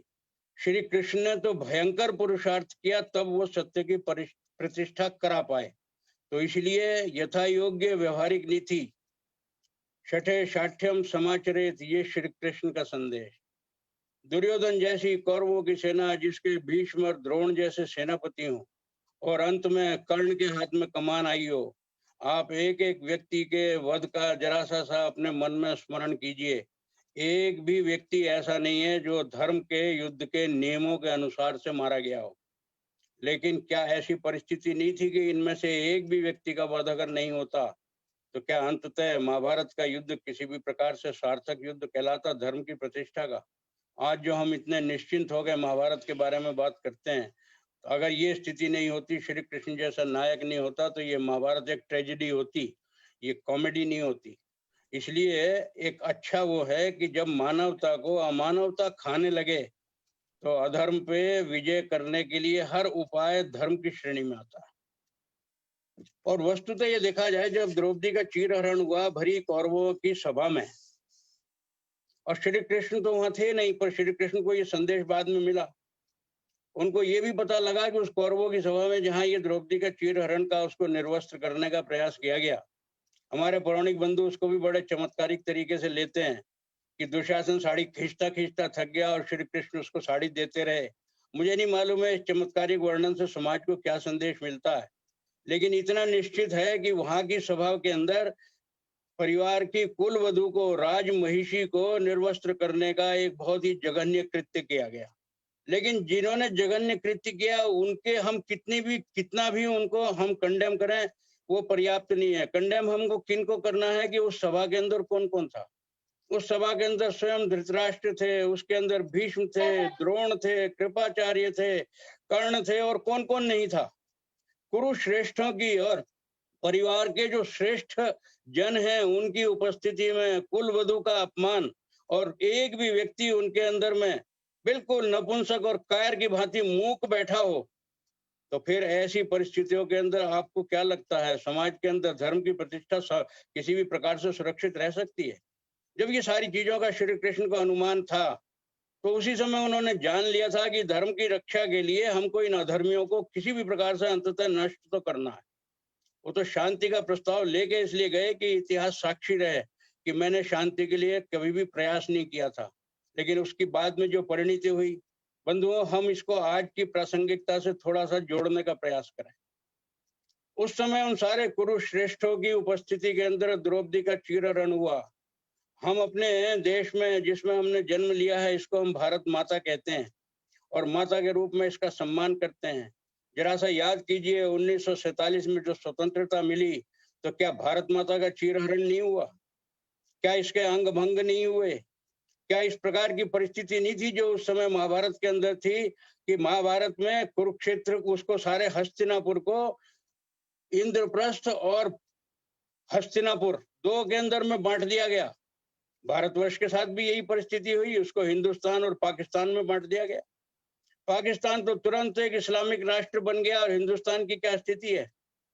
उसी समय निश्चय हुआ था कि ये टू नेशन थ्योरी के ऊपर में दो कौमें एक साथ नहीं रह सकती, इसलिए शांतिपूर्ण समाधान करने के लिए हमको इस क्षेत्र को दो भाग में बांट देना चाहिए जिससे कि दोनों जातियां बड़े सम्मान से और मधुरता से जीवन यापन कर सकें। और परिस्थितियां क्या हुई तात्कालिक शासकों की, क्या उसको हम अगर देखें तो उस समय कौन थे कुरुश्रेष्ठ जिस समय उस समय बैठे थे, तो इस हमारे विभाजन के समय में कुरुश्रेष्ठ की भूमिका में हमारे महात्मा गांधी थे। उसके अंदर अन्य जितने वयोवृद्ध नेता थे उन्हीं की उपस्थिति में जिन्होंने कहा कि मेरी लाश पे भारत का विभाजन होगा, अंततः उनके सामने ही विभाजन हुआ। उन कुरुश्रेष्ठों की उपस्थिति में जब वहां विभाजन हुआ था तो हमारे देश का भी हुआ। उस समय पांडव बिल्कुल इस प्रकार से नपुंसक और कायरों की उसमें बैठे थे, उसके अंदर में हमारे ये सारे उस समय के जितने शासक थे आप उसमें किसी का भी नाम ले लीजिए, पंडित नेहरू जी का ले लीजिए, सरदार पटेल का ले लीजिए, और भी जिन जिन का ले लीजिए, ये सब पांडवों की भांति उस प्रकार से एकदम कायर के रूप में बैठे थे। अगर एक बार भी किसी ने हुंकार की होती तो देश का इतना भयंकर विभाजन नहीं होता। मेरे जितने श्रोता आज सुन रहे हैं, मालूम नहीं कितने ऐसे परिवार होंगे जो वहां की उस युद्ध की विभीषिका से मालूम नहीं किस तरह से अपने जान को, प्राण को बचा के आए होंगे, और कितने अपने लोगों के, परिवार के लोगों को वहां पे खो के आए होंगे, कितनी महिलाओं का सतीत्व नष्ट होते हुए अपनी आंखों के सामने देख के आए होंगे। उस युद्ध की विभीषिका को अगर स्मरण करते हैं तो महाभारत में और आज में हमें कोई बहुत बड़ा अंतर नहीं लगाई देता। तो एक प्रकार से ये कहिए कि उस घटनाक्रम की पुनरावृत्ति हुई है। उस समय जो शकुनी की भूमिका में रहे होंगे, दुशासन की भूमिका में रहे होंगे, तो इस महाभारत काल के अंदर में जो 1947 के बाद से देख रहे हैं, हमने इस प्रकार के शकुनी और दुशासनों की कमी नहीं देखी है। और आज भी देश के अंदर क्या परिस्थिति है? आज भी देश के अंदर ये परिस्थिति है कि देश के अंदर में इतने लोग ऐसे व्यक्ति हैं जिनको हमारे देश के शत्रु अपने पुत्रों के समान प्रिय लगते हैं। हमारे यहाँ एक सुभाषित आता है, स्वदेशम कष्टम पतितम दूरस्थ लोक यंतीये नैव च प्रतिकुर्वन्ति ते नरा शत्रु नंदना। जो व्यक्ति स्वदेश को कष्ट में और पतन की ओर देखते हुए भी दूर खड़े देखते हैं और किसी प्रकार से उसका प्रतिकार नहीं करते, क्या करते हैं? केवल ड्राइंग रूम में चाय पीते हुए, अखबार पढ़ते हुए सारे राजनीति की चर्चा करते हैं और आलोचना करते हैं। और आलोचना किस किस की करते हैं? दुष्टों की तो करते ही हैं, पर जो सज्जन शक्ति देश के अंदर में है उसकी भी आलोचना करते हैं। उनके एक एक कृत्य की बारे में अपने मन में विश्लेषण करते हैं कि ये नैतिकता से बाहर है। ये तक बोलते हैं कि इनमें और उनमें क्या अंतर रह गया अगर इन्होंने भी उसी तरह का व्यवहार किया। अरे श्री कृष्ण के चरित्र को देखिए। श्री कृष्ण महाभारत में पिता में से क्या कह रहे हैं कि महाराज, अगर एक भी व्यक्ति को मैं नैतिकता की, धर्म की परिधि के अंदर में युद्ध के लिए इन पांडवों को किसी भी प्रकार से बांध के रखता, एक भी व्यक्ति मारा नहीं जाता, और अगर अधर्म हावी हो जाता तो ये धर्म ही मारा जाता। पांडव तो केवल निमित्त मात्र हैं। तो आज भी परिस्थितियां बंधुओं भिन्न नहीं है, इसलिए हम सबको इस बात को समझने की आवश्यकता है। आज भी आवश्यकता है तो श्री कृष्ण की नीति की आवश्यकता है, और श्री कृष्ण की नीति की अगर हमको आवश्यकता का हम जो देखते हैं तो थोड़ा सा हमको सांत्वना का अपने इतिहास के अंदर कुछ प्रमाण मिलते हैं। हमने ये देखा है कि जिस प्रकार से हमारे यहाँ महात्मा चाणक्य हुए, चाणक्य ने लगभग उसी प्रकार की नीतियों की वो की है उस समय पालना, जिसको हम श्री कृष्ण की नीति के अनुरूप मान सकते हैं। उसके बाद में हमने शिवाजी महाराज को भी देखा। शिवाजी महाराज की जो नीति थी उसके विपरीत हम राणा प्रताप जी को देखिए। राणा प्रताप बहुत शूरवीर थे, लेकिन कितने भी शूरवीर थे, उन्होंने आमने सामने का जो युद्ध किया और अपनी सीमित शक्ति को अंततः वो किसी तरह से भी उसमें पराजित होने का उनको वो दंश भुगतना पड़ा। शिवाजी ने तो कभी भी पराजय का मुख नहीं देखा, ना उनके पास में इतनी शक्ति थी, लेकिन अंततः वो व्यक्ति अपनी कूटनीति के कारण, अपनी सीमित सामर्थ्य से भी इतना बड़ा युद्ध का संपादन करने के कारण अंततः हिंदू पादशाही की, हिंदू साम्राज्य की स्थापना करने में सफल हुआ। और उसके बाद में हम ये देख पा रहे हैं कि जिस समय मैंने अभी सरदार पटेल जी का नाम लिया था, उन सरदार पटेल जी के हम जीवन का दूसरा पहलू भी देखें। उन्हीं सरदार पटेल का ये कृतित्व है कि उन्होंने उस समय सारी बिखरी हुई रियासतों को किस प्रकार से पूरा संयोजित करके इस देश के अंदर में बहुत सुंदर एक अखंड भारत की स्थापना की। एक केवल कश्मीर के अंदर में नेहरू जी ने उनको कुछ करने नहीं दिया, और वही कश्मीर आज तक पूरे भारत का दंश बना हुआ है। सरदार पटेल ने अगर वो भी किया होता तो सरदार पटेल को तो मैंने केवल पहली बार, जो अभी आपसे कुछ देर पहले मैंने नेहरू जी के समकक्ष उनको बोलने का प्रयास किया था, वो मेरी धृष्टता थी, लेकिन उसके पीछे कारण था। पंडित नेहरू को कांग्रेस ने स्वयं प्रधानमंत्री के रूप में स्वीकार नहीं किया था, और उस समय की कांग्रेस पार्टी के अंदर में जब चुनाव की बात आई थी तो सरदार पटेल के पक्ष में सारे ही वो आए थे मत कांग्रेस के, और खाली नेहरू जी के उसके अंदर में मुश्किल से 2 मत आए थे। पर केवल महात्मा गांधी की प्रार्थना के अनुसार सरदार पटेल ने स्वयं को विड्रॉ कर लिया। ये इस प्रकार का विड्रॉल जो है, ये उस समय की ऐतिहासिक भूल थी। अगर सरदार पटेल इस देश के प्रथम प्रधानमंत्री होते तो बंधुओं, जो श्री कृष्ण की नीति के अनुरूप इस देश का संयोजन करते, तो आज इस देश की ये दुर्दशा नहीं होती, इतनी नपुंसकता और कायरता नहीं होती कि जिसके अंदर में हम ये देख रहे हैं कि हिंदू जाति के अस्तित्व का ही इस समय बहुत बड़ा रक्षा का काल है। आज हमारे हिंदू जाति के अस्तित्व की स्थिति क्या बनी हुई है? ये कहने को हिंदुस्तान कहलाता है, क्या इस हिंदुस्तान के अंदर कहीं हिंदुओं के लिए कोई स्थान है? आज से 70 वर्ष तक हम क्या देखते रहे? जितने भी हमारे शासक वर्ग रहे हैं, किसी भी राजनीतिक दल के रहे हों, अलग अलग लेबल लगते रहे, लेकिन बोतल के अंदर शराब हमेशा वही रही, और वो केवल ये रही कि किसी भी प्रकार से हिंदू समाज को समूल नष्ट करना है, यहाँ की शिक्षा को समाप्त करना है। अंग्रेजों ने इतना हानि नहीं पहुंचाई जितनी हानि 70 वर्ष में हमारी उसके बाद में इन लोगों के कारण हुई है। आज हमारी भारतीय संस्कृति कितनी भयंकर चिंतनीय स्थिति में है। हिंदू समाज किस घुटन के अंदर इस 70 वर्ष तक जीता रहा है। हिंदुस्तान के अंदर में हिंदू का कोई वर्चस्व नहीं है। ऐसी परिस्थितियों के अंदर बंधुओं, ये जागने का समय है। संयोग से हमारे इस भारतीय राजनीतिक परिप्रेक्ष्य में पिछले 6 वर्ष से राष्ट्रवाद की एक लहर आई है। मैं किसी राजनीतिक दल की बात नहीं कर रहा हूं, मैं किसी राजनेता की बात नहीं कर रहा हूं, मैं बंधुओं उस राजनीतिक परिप्रेक्ष्य और उसकी वातावरण की बात कह रहा हूं जिसके अंदर आप और मुझ जैसे लोगों को अपने जीवन के काल के अंदर में कुछ ऐसे अवसर देखने का सौभाग्य प्राप्त हुआ है। जिस कश्मीर को ये मानते थे कि आर्टिकल 370 जो कभी भी हट नहीं सकती, हम तो इतने वर्ष से बड़े हो गए हैं, मेरा सन 43 का जन्म है और आज तक मैंने ये देखता आया हूं, और मेरी आयु के जितने भी श्रोता हैं वो ये मानते आए कि ये कश्मीर कभी भी भारत का अंग नहीं बनेगा। इतना बड़ा ये नासूर बन चुका है, और देखते देखते उस समस्या का ऐसा समाधान हुआ कि किसी को भनक नहीं हुई है। श्री कृष्ण की यही एक नीति थी। महाभारत के अंदर में जितने भी योद्धा लड़ते थे, अगले क्षण क्या होने वाला है इसका किसी शत्रु को भनक नहीं होती थी।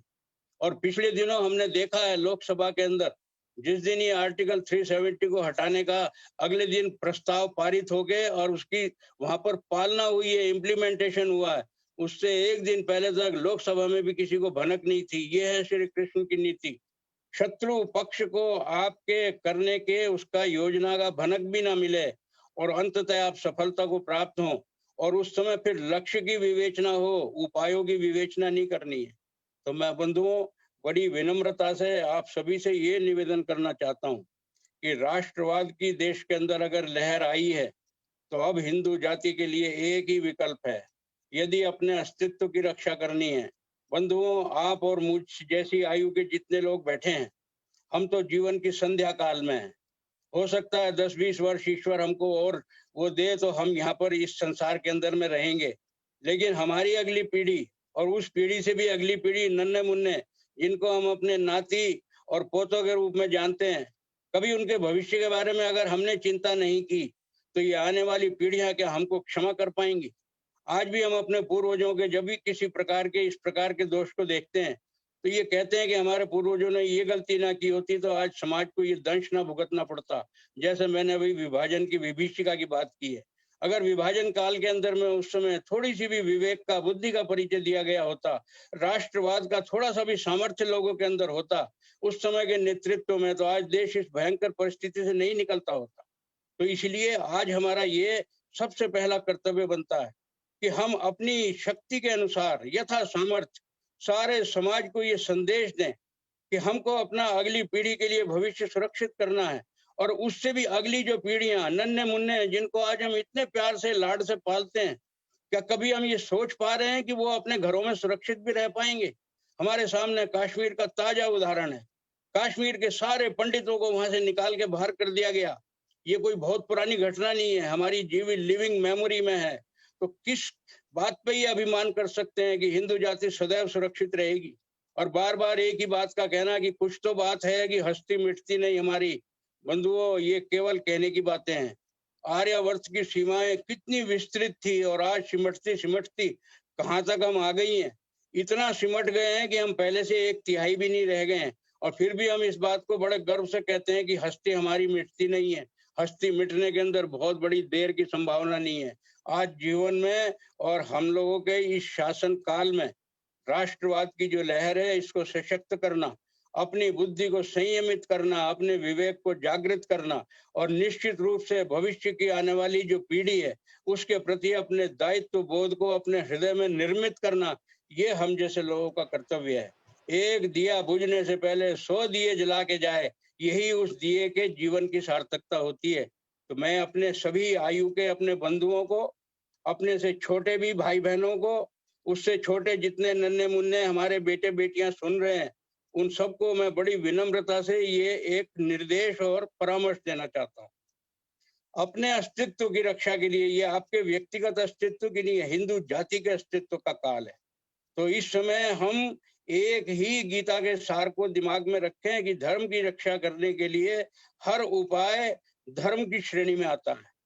अधर्म वही है जो अधर्म के साथ खड़ा है, और जो धर्म के साथ खड़ा है उसका किया हुआ कोई भी कार्य जो अंततः उसको विजय श्री की ओर ले जाता हो, उसके उपाय की विवेचना करने का स्वभाव हम छोड़ देंगे तो ईश्वर हमारी जरूर सहायता करेंगे। God helps those who help themselves.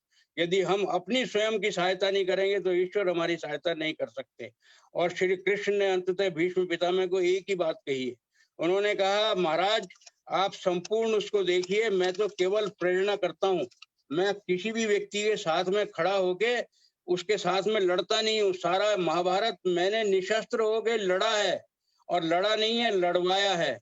इसलिए ईश्वर की भांति केवल प्रेरणा करता हूँ, कर्म तो व्यक्ति को स्वयं करना होता है।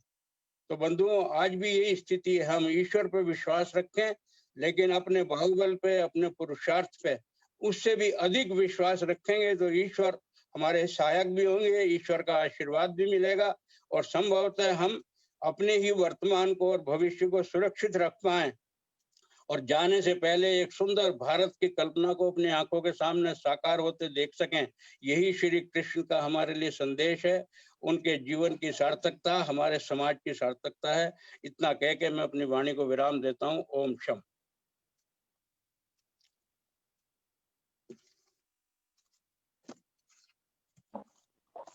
बहुत सुंदर रवि गुप्ता जी, बहुत बहुत आभार।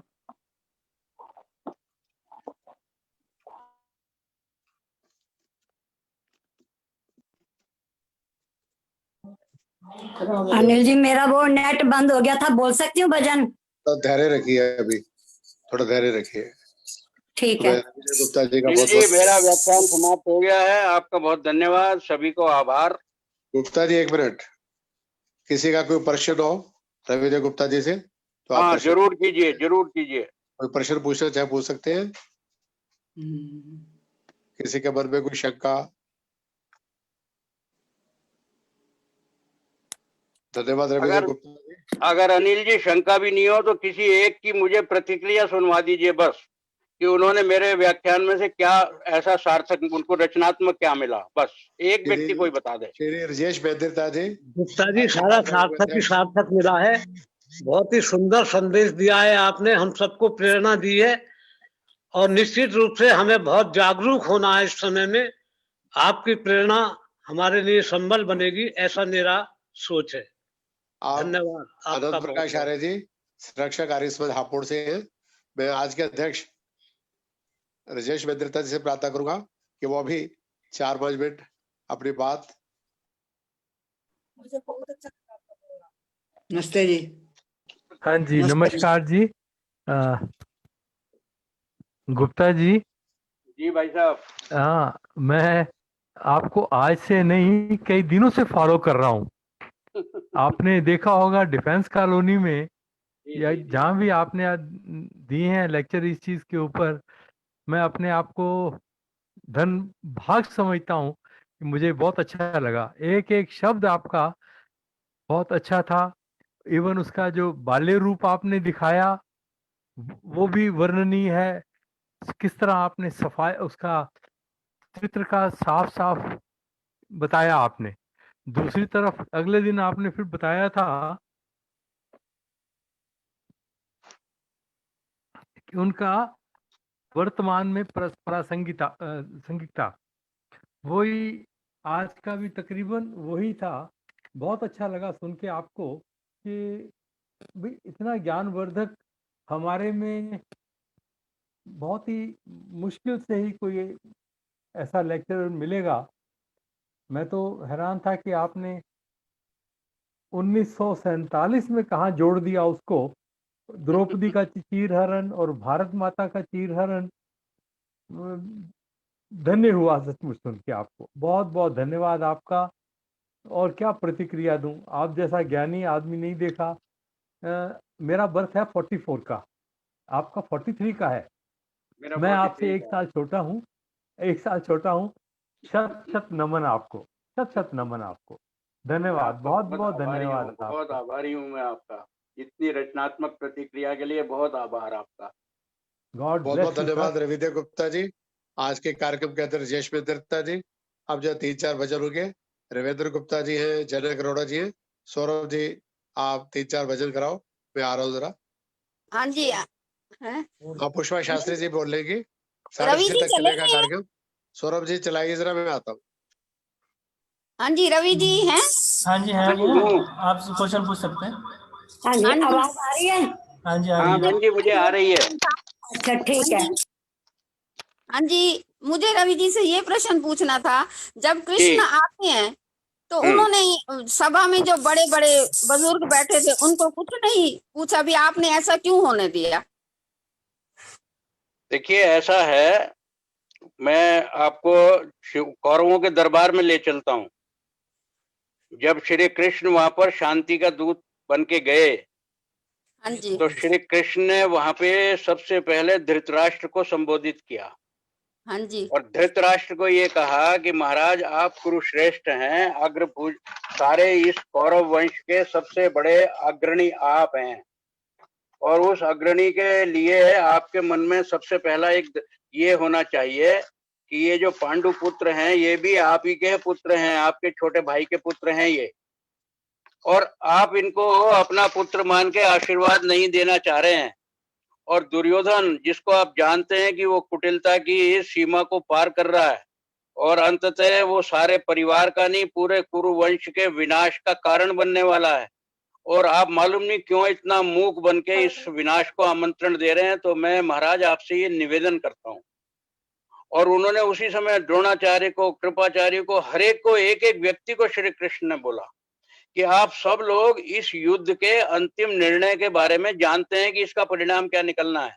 और मैं आपको बहुत संक्षेप में 2 शब्द बताता हूं जो उन्होंने दुर्योधन को बोले। ये शब्द हमारे लिए एक प्रकार से स्वर्णिम शब्द हैं। उन्होंने ये कहा दुर्योधन से, साम दाम और दंड भेद जिसको हम बोलते हैं, उन्होंने कहा दुर्योधन तुम शास्त्रों के ज्ञाता हो और बड़े कुशल महारथी हो, ये मैं जानता हूं। पांडवों से मैत्री में ही तुम्हारा और तुम्हारे कुरुवंश का कल्याण है, और तुम्हारा एक भी महारथी पांडवों के सामने नगण्य है, और तुमने मेरी सलाह को नहीं माना तो अंतिम चेतावनी सुन लो, अंत में तुमको वीर शैया पे युद्ध के अंदर में गति प्राप्त होगी। आप मुझे बताइए, क्या कृष्ण के अतिरिक्त कोई ऐसा व्यक्ति होगा जो कौरवों के दरबार में इतनी निर्भीकता से इन नीति के चारों ही भेद, जिनको हम कहते हैं कि 4 भेद होते हैं, साम दाम दंड और भेद, इन चारों का प्रयोग करते हैं सबकी उपस्थिति। और दुर्योधन उनको बंदी करने का परामर्श देता है, और श्री कृष्ण जैसा व्यक्ति वहां पे निहत्था नहीं जाता है। उनकी भी वहां पे सेना उसी प्रकार से हस्तिनापुर के चारों तरफ सन्नद्ध थी। उन्होंने उसी समय कहा आपने मुझे बंदी बनाने का, किसी ने भी अगर दुष्प्रयास किया तो परिणाम देखिए। दुर्योधन ने स्वयं देख लिया, चारों तरफ सेनाएं खड़ी हैं, उनकी भी सेनाएं खड़ी हैं। यह है नीति कुशलता।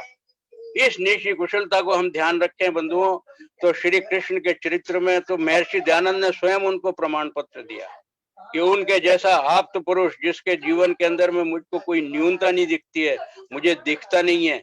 तो मैं आपकी बात की पुष्टि कर रहा हूं कि उन्होंने कौरवों के दरबार में भरसक प्रयास किया। जानते थे कि ये बिल्कुल होप अगेंस्ट होप है, दुर्योधन जैसा व्यक्ति, पर उनको ये अनुमान नहीं था कि दुर्योधन जैसी दुष्ट व्यक्ति के सामने ये भीष्म पितामह जैसे लोग नपुंसक और कायर की तरह बैठे रहे। धन्यवाद जी। अब मैं पुष्पा शास्त्री जी से निवेदन करता हूँ। विकास भाटिया जी। जी जी जी जी पूछिए। बहुत सुंदर चित्रण के साथ आज रवि जी आपने कृष्ण जी की महिमा और गीता का सार बताया। मैं भी यही मानता था कि कर्म करना ही हमारा अधिकार है और गीता का सार भी कर्म है, लेकिन आज उसके साथ आपने एक और बताया कि फल करने का अधिकार हमारा नहीं है। और यही आज मेरे को सबसे उत्तम आपका पूरे प्रवचन में लगा कि हम लोग कर्म करते रहें और फल की इच्छा ना करें, जो हम सुनते थे, लेकिन फल के बिना कोई कर्तव्य पूर्ण हो ऐसा कोई भी आधुनिक क्षेत्र में कार्य या कोई निर्माण कार्य नहीं हो सकता। लेकिन आज आपने मुझे सार के अंदर स्पष्टता के साथ उसका उदाहरण दे दिया कि केवल हमारा अधिकार क्षेत्र कर्म करने तक का है, फल ईश्वर प्राप्त करेगा यदि हमारा कर्म सर्वश्रेष्ठ हो। तो मैं आपका बहुत बहुत धन्यवाद करना चाहता हूँ। मेरा कोई प्रश्न नहीं था, लेकिन आज आपने मेरी 2 उन्मलताओं को पूर्ण किया, इसलिए मैं आपका हार्दिक आभार और धन्यवाद करना चाहता हूँ। आभारी मैं हूँ भाई साहब आपका। हम आपके बच्चे हैं जी, बहुत छोटा हूँ मैं आपसे। धन्यवाद जी। श्रीमती पुष्पा शास्त्री जी, वो अपना भजन पूरा कर। आवाज आ रही है? हाँ जी, आ रही है आपकी आवाज। ठीक है। गायत्री माँ माया तेरा ध्यान लगाया, गायत्री माँ माया तेरा ध्यान लगाया, तेरा ध्यान लगाया, तेरा ध्यान लगाया, तेरा ध्यान लगाया, तेरा ध्यान लगाया, गायत्री माँ माया तेरा ध्यान लगाया, गायत्री माँ माया तेरा ध्यान लगाया। जद मैं तेरे मंत्र उचारे, जद मैं तेरे मंत्र उतार, कष्ट कलेश मिट गए सारे, कष्ट कलेश मिट गए सारे, मन मेरा हर्षाया तेरा ध्यान लगाया, मन मेरा हर्षाया तेरा ध्यान लगाया, गायत्री माँ माया तेरा ध्यान लगाया, गायत्री माँ माया तेरा ध्यान लगाया। जद मैं तेरी माला फेरी, जद मैं तेरी माला फेरी, दूर हुई मन दी मैं मेरी, दूर हुई मन दी मैं मेरी, सुख सागर लहराया तेरा ध्यान लगाया, सुख सागर लहराया तेरा ध्यान लगाया, गायत्री माँ माया तेरा ध्यान लगाया, गायत्री माँ माया तेरा ध्यान लगाया। जद मैं तेरे अर्थ विचारे, जद मैं तेरे अर्थ विचारे, बुद्धि रे ताले खुल गए सारे, बुद्धि रे ताले खुल गए सारे, सब विच प्रभु नु पाया तेरा ध्यान लगाया, सब विच प्रभु नु पाया तेरा ध्यान लगाया, गायत्री माँ माया तेरा ध्यान लगाया, गायत्री माँ माया तेरा ध्यान लगाया। दुखी दिलां दे कष्ट मिटांदी, दुखी दिलां दे कष्ट मिटांदी, गायत्री जपिया शांति आंदी, गायत्री जपिया शांति आंदी, सब अंधकार मिटाया तेरा ध्यान लगाया, सब अंधकार मिटाया तेरा ध्यान लगाया, गायत्री माँ माया तेरा ध्यान लगाया। बुद्धि मेरी नू उज्जवल कर दो, बुद्धि मेरी नू उज्जवल कर दो, सागर दे विच सागर भर दो, सागर दे विच सागर भर दो, जो मंगिया सो पाया तेरा ध्यान लगाया, जो मंगिया सो पाया तेरा ध्यान लगाया, गायत्री माँ माया तेरा ध्यान लगाया, गायत्री माँ माया तेरा ध्यान लगाया। प्रातः सायं जो उसे ध्याए, प्रातः सायं जो उसे ध्यावे, मन मंदिर में उसे बिठाए, मन मंदिर में उसे बिठाए, जीवन सफल बनाया तेरा ध्यान लगाया, जीवन सफल बनाया तेरा ध्यान लगाया, गायत्री माँ माया तेरा ध्यान लगाया, गायत्री माँ माया तेरा ध्यान लगाया। बहुत बहुत धन्यवाद जी। पुष्पा शास्त्री जी, रविंद्र गुप्ता जी फरीदाबाद से, राजदीप गोयल जी अध्यक्षनगर से 6:30 तक 2 या 3 बजे रोन।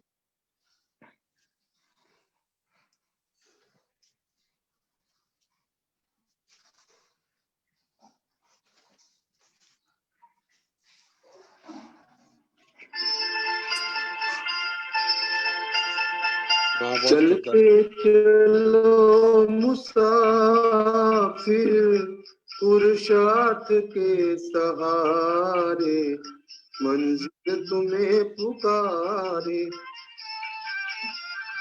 है आदमी वही जो हिम्मत कभी न हारे, मंजिल तुम्हें पुकारे, मंजिल तुम्हें पुकारे।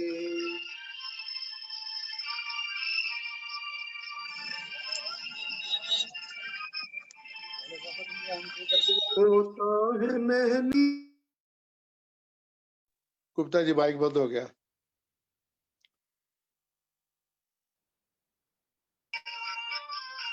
दुनिया में आलसी ने मंजिल कभी न पाई, मेहनत करे तो हर बशर, मेहनत करे तो हर बशर जीवन सुखी गुजारे, मंजिल तुम्हें पुकारे, मंजिल तुम्हें पुकारे।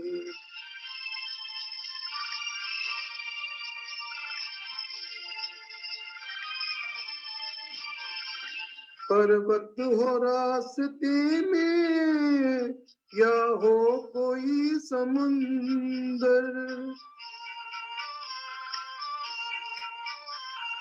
फिर भी हो जोश पैदा इतना तुम्हारे अंदर, हर देवता उतर कर, हर देवता उतर कर तेरी आरती उतारे, मंजिल तुम्हें पुकारे, मंजिल तुम्हें पुकारे।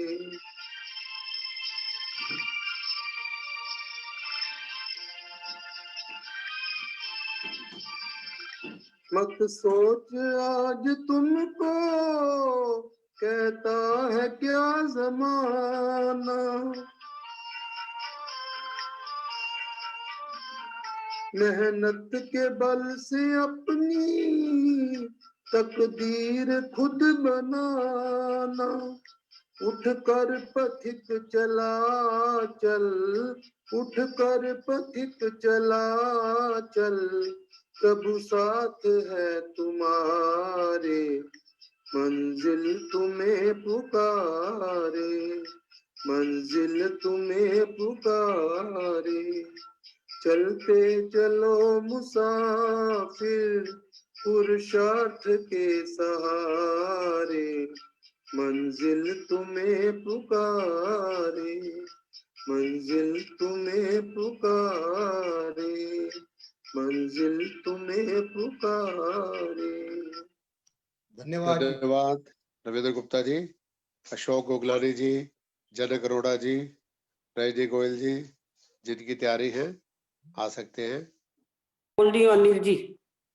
स्वागत। अनिल जी मैं बोल रही हूँ, नमस्कार। स्वागत है जी, आइए जी। एक छोटी सी कविता बोल रही हूँ जिसका शीर्षक है कन्हैया। स्वागत।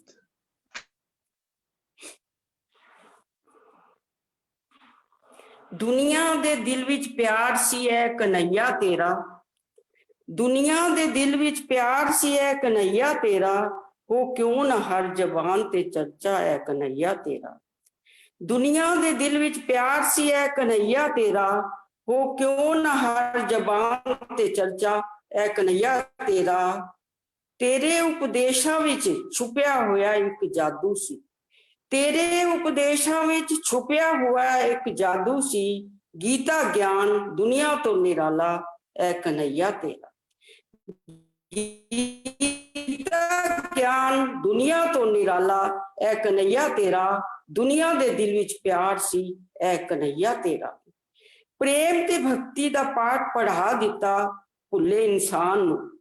ਪ੍ਰੇਮ ਤੇ ਭਗਤੀ ਦਾ ਪਾਠ ਪੜ੍ਹਾ ਦਿੱਤਾ ਭੁੱਲੇ ਇਨਸਾਨ ਨੂੰ। ਦਿਲ ਪ੍ਰੇਮ ਦੇ ਖਜ਼ਾਨੇ ਨਾਲ ਭਰਿਆ ਹੈ ਕਨਈਆ ਤੇਰਾ।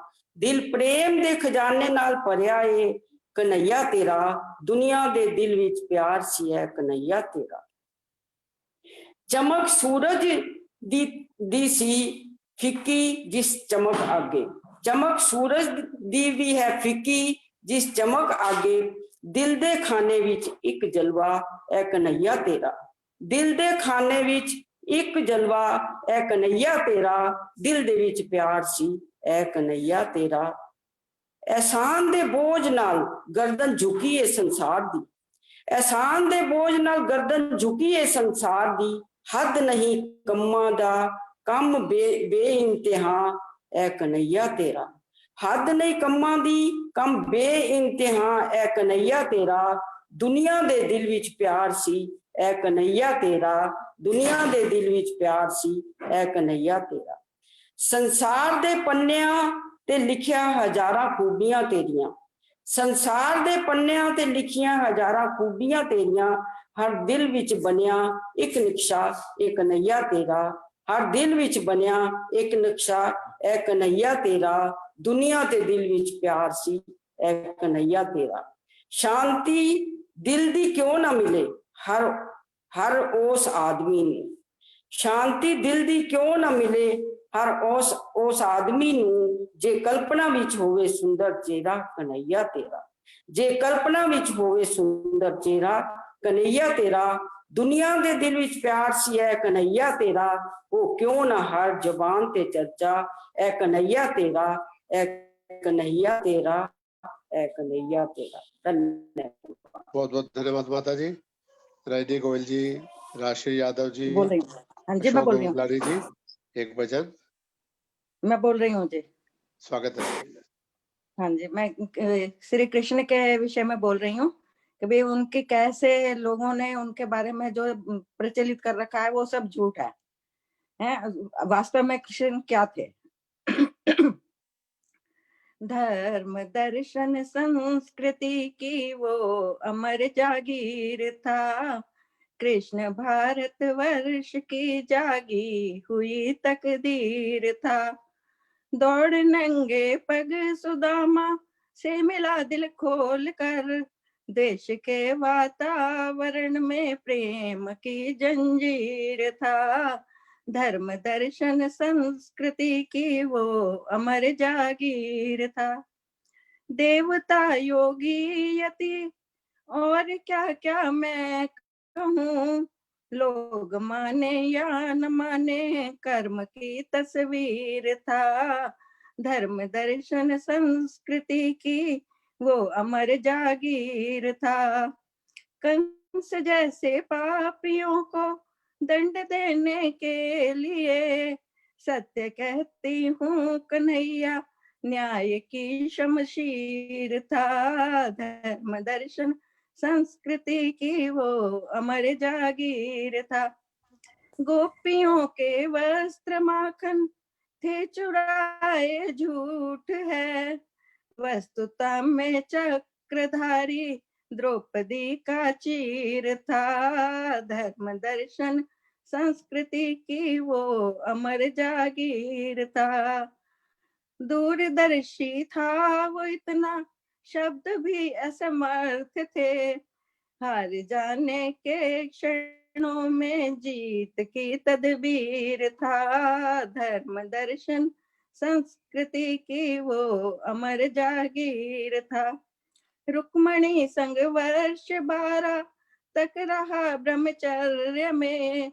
चरित्र में वो चक्रधारी पावन गंगा नीर था।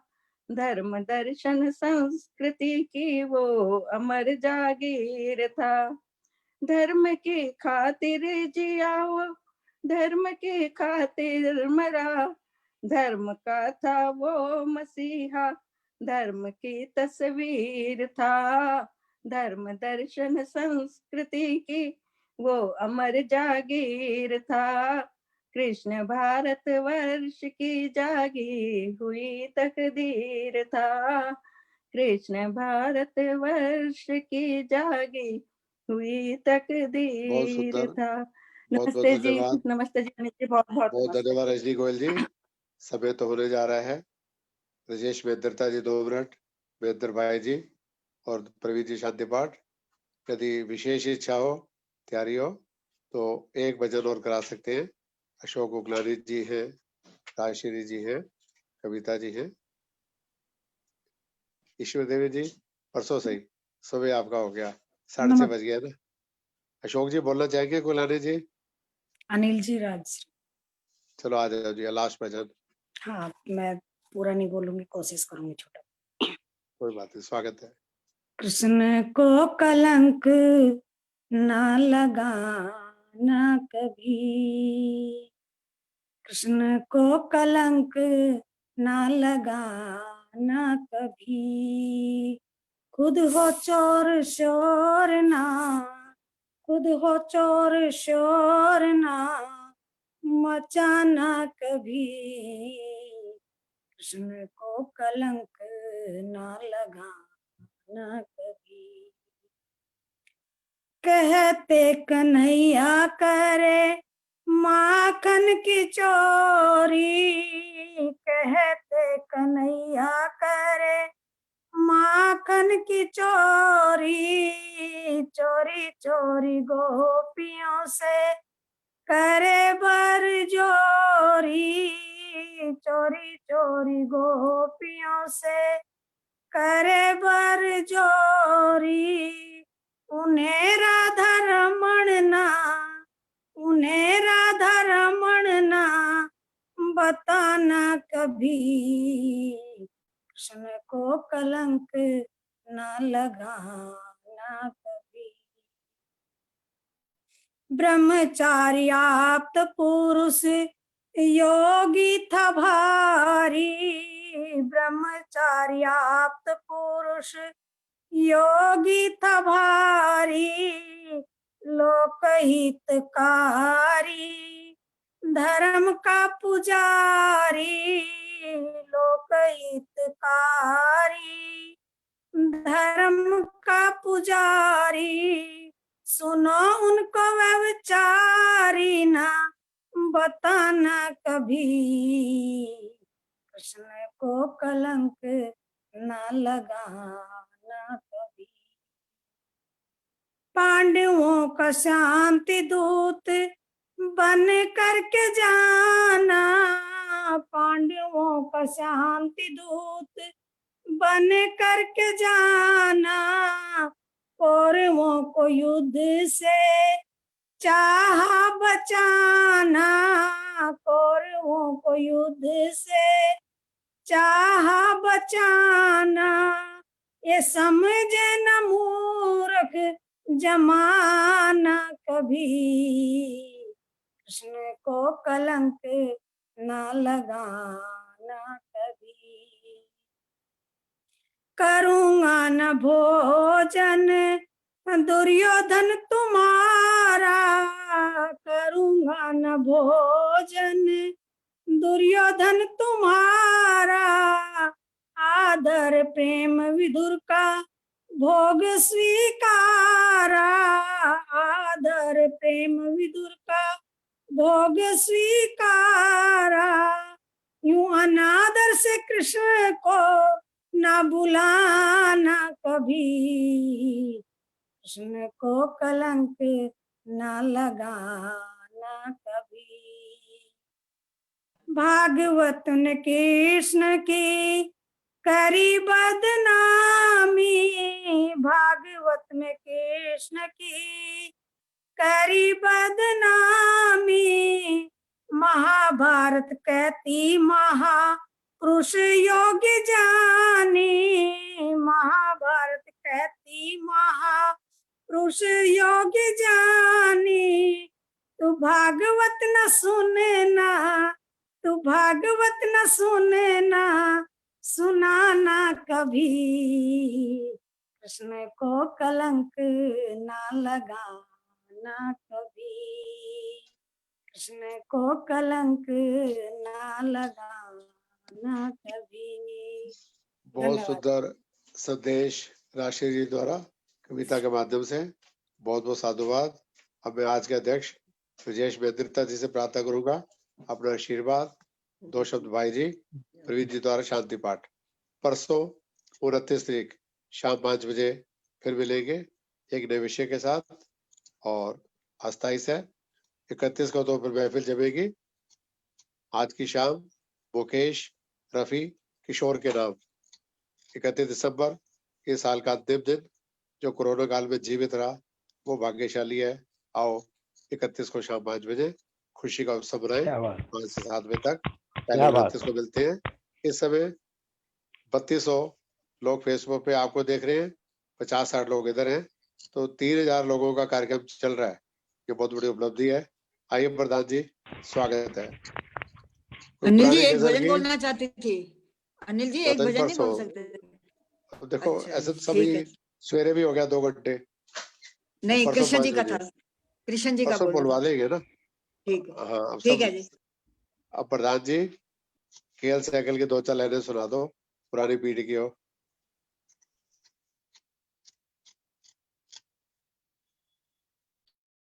आज के अध्यक्ष श्री राजेश बेद्रिता जी आर्यसमल नगर के करवट प्रधान है। फिजियोथेरेपी सेंटर डिस्पेंसरी कई चीजें चलती है और बहुत सुंदर केएल साइकिल के गाने गाते हैं। तो 2-4 पंक्तियां तो गुनगुनाई दे श्री राजेश बेद्रिता जी। इंदिरा जी के पतिदेव शारदा मलिक के भाई।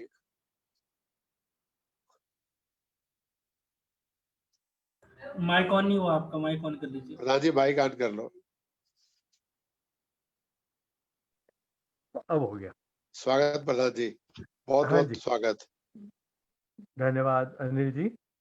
भाई जो तो मुझसे, मैं 76 का हूँ अब, जो मेरे से छोटे हैं उनको तो प्रेम नमस्ते, जो मेरे से बड़े हैं उनको सादर नमस्ते। सर 67 उल्टा आई कर एम लो। 76। उल्टा कर लो ना 67। नहीं, ठीक है ठीक है। सबसे पहले मैं धन्यवाद करूंगा रवि देव जी का। बहुत ही लगन से, बहुत ही मेहनत से ये गीता का सारा सार सुनाते हैं, जो बिल्कुल पवित्र वर्णन है सारी गीता का। इसमें कोई गलत चीज नहीं बताते। रवि जी मैं बहुत फॉलो कर रहा हूँ आपको। आपका भगवान कृष्ण का बाल्यकाल, उनका जो सारा सुनाया आपने, उसके बाद महाभारत के साथ क्या कनेक्शन था, और जो आज के विचार थे आपके, वे सुनकर मैं धन्य धन्य हुआ। मैं आपको क्या बताऊं इनकी नीतियां। एक तो आपने बताया कि ये चंद्रवंशी थे। जहां हम सोच रहे थे भी ठीक है, कभी ये ध्यान नहीं गया कि सूर्यवंशी थे या चंद्रवंशी थे। लीला को भी आपने ठीक नहीं बताया, नाटक बताया, जब हम इस चीज की ज्यादा तुलना नहीं करते। बहुत अच्छा किया आपने। और ये जो आपने बताया नई नई चीज कि हमारा जो शरीर है वो भी एक क्षेत्र है। अगर धर्म से करें धर्म क्षेत्र, अगर हम कुटिल विचार हैं हमारे अंदर तो ये कुरुक्षेत्र हो जाता। आपके विचार सुनकर धन्य हुए हम लोग। मैंने आपका देखा और भी कि आप तो बॉम्बे में भी जाकर कृष्ण कथा करते हैं, जहां हजारों लोग सुनते हैं आपको और आपकी वाहवाही करते हैं। वो लोग अगर आपके पांव छूने आते हैं तो आप उनको मना करते हैं कि ये पांव मेरे मत छुओ, मैं इस चीज के लायक नहीं हूँ। और मैंने ये भी सुना है कि नेपाल की जो आर्य समाजें हैं उनसे भी आप कनेक्टेड हो। बहुत बहुत धन्यवाद आपका। आपके विचार जानकर बहुत अच्छा लगा रविदेव जी। मैं वही बार बार कहता हूँ, नमन आपको। 1 साल बड़े हैं मेरे से, पर प्रणाम करूंगा आपको मैं। अब मैं बात करूंगा अनिल जी की। नहीं अनिल जी रुको जरा, पहले बारी आपकी नहीं है, पहले मैं अपनी बहनों का धन्यवाद करना चाहूँगा। श्रीमती पुष्पा चुग, ये आपके भजन हर प्रोग्राम में मैंने देखा है इनको, ये बोलती हैं। नरेंद्र आर्य सुमन जी भी, किरण सहगल जी भी, हमारी श्रीमती पुष्पा शास्त्री, ये हमारे वरिष्ठ उप प्रधान श्री सुरेंद्र शास्त्री जी की वाइफ है, और भजनों में इनका बड़ा ही रहता है कि मैं भजन बोलूं हर जगह पर। प्रतिभा जी, रविंद्र गुप्ता जी आज म्यूजिक सिस्टम के साथ थे। मिसिस जनक अरोड़ा ने कविता सुनाई, रजनी गोयल जी ने सुनाई, राजश्री यादव जी ने भी सुनाई। बहुत अच्छा लगा, बड़े चुन चुन के भजन लाए, प्यारे भजन लाए और प्यारी आवाज में ही सुनाया। बहुत बहुत धन्यवाद इनका जी। अनिल जी, अब आपकी बारी है। आज आपका 141वां वेबिनार चल रहा है। बड़ी हिम्मत है आपको इतना चला पाना। एक एक के लिए वक्ता कौन होगा, अध्यक्ष कौन होगा, संयोजक कौन होगा, कैसे कैसे आपने सारे चुने हैं। Really hats off to you, मैं कहना चाहूँगा। और इसके लिए हार्दिक शुभकामनाएं आपको। जहाँ नहीं होता विश्राम, आर्य युवक परिषद है उसका नाम। मैं अगर ये कह दूं कि ना तो आप आराम करते हो ना किसी को करने देते हो, इसमें कोई बुरी बात नहीं है। बड़ा अच्छा लगता है आपके प्रोग्राम सुन के। और मैं ये भी देखता हूँ कि लोग रहते हैं कि मुझे बारी दो, मुझे बारी दो, पर समय बहुत ज्यादा हो जाता है। अब आपने इंटरनेशनल वेबिनार रख लिया है, जनवरी पूरा कवर कर लिया आपने। ये भी एक आसान काम नहीं है, एक एक को दूसरी कंट्रीज में से छांट छांट के लगाना कैसे होगा। इसके लिए मैं आपको बहुत बहुत धन्यवाद कहता हूँ। ईश्वर आपकी लंबी आयु करे, आप स्वस्थ रहे और बिना किसी कष्ट के रहें, आर्य समाज की सेवा करते रहे। बहुत बहुत धन्यवाद आपका Anil ji. God bless you. और बाकी जितने भी उपस्थित सज्जन हैं सबको मेरे प्रणाम, मेरी नमस्ते। Thank you. अच्छा, आपने कहा था 2 लाइनें, सिर्फ 2 लाइनें केएल सहगल की, ठीक है?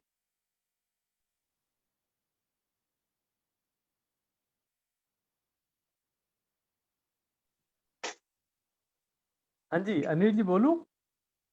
हाँ सुनाओ जी, स्वागत है। हाँ, कोई नयनहीन को सुना रहा हूँ क्योंकि मेरा बड़ा प्रिय भजन है और सिर्फ 2 लाइनें ही सुनाऊंगा, ज्यादा नहीं।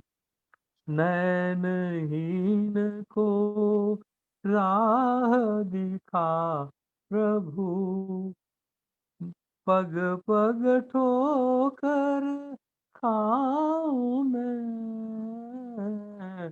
नैनहीन को राह दिखा प्रभु, तुमरी नगरिया की कठिन डगरिया, तुमरी नगरिया की कठिन डगरिया, चलत चलत गिर जाऊं मैं।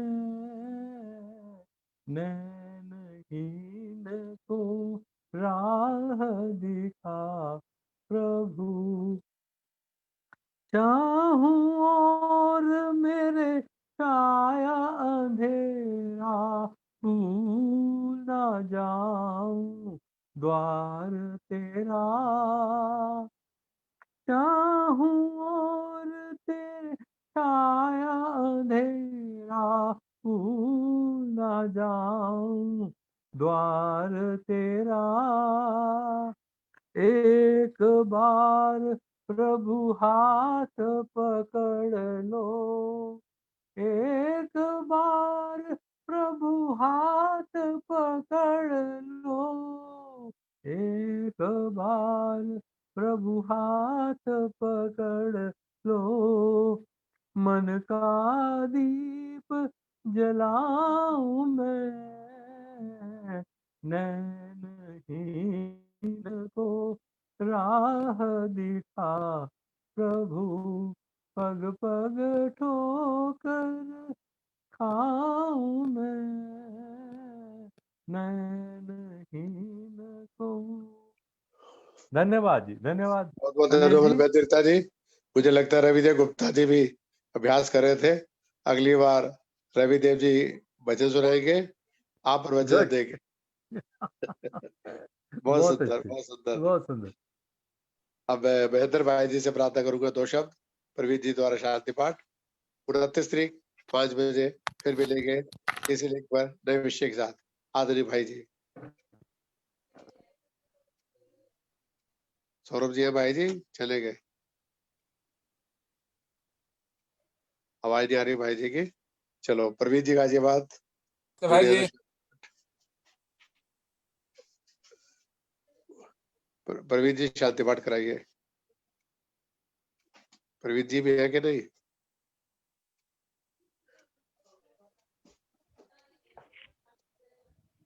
मैं बोल रहा भाई हूँ। जी प्रवीण जी है। चलो सौरभ जी आप करो, फिर काफी देर हो गई, आप कराओ। आज 2500 लोग फेसबुक पे जुड़े, 60-70 लोग यहाँ भी जुड़ते रहे, आते रहे जाते रहे, तो बहुत बड़ी उपलब्धि रही कि 2500 लोगों का कार्यक्रम फेसबुक पे और जूम पे हो गया। साधुवाद। बहुत सुंदर कार्यक्रम किया अनिल जी। सबका आशीर्वाद है जी। सौरभ जी हाँ जी भाई जी, अधिमत कराओ। ठीक ठीक। आइए सभी मिल करके शांति पाठ करें। ओम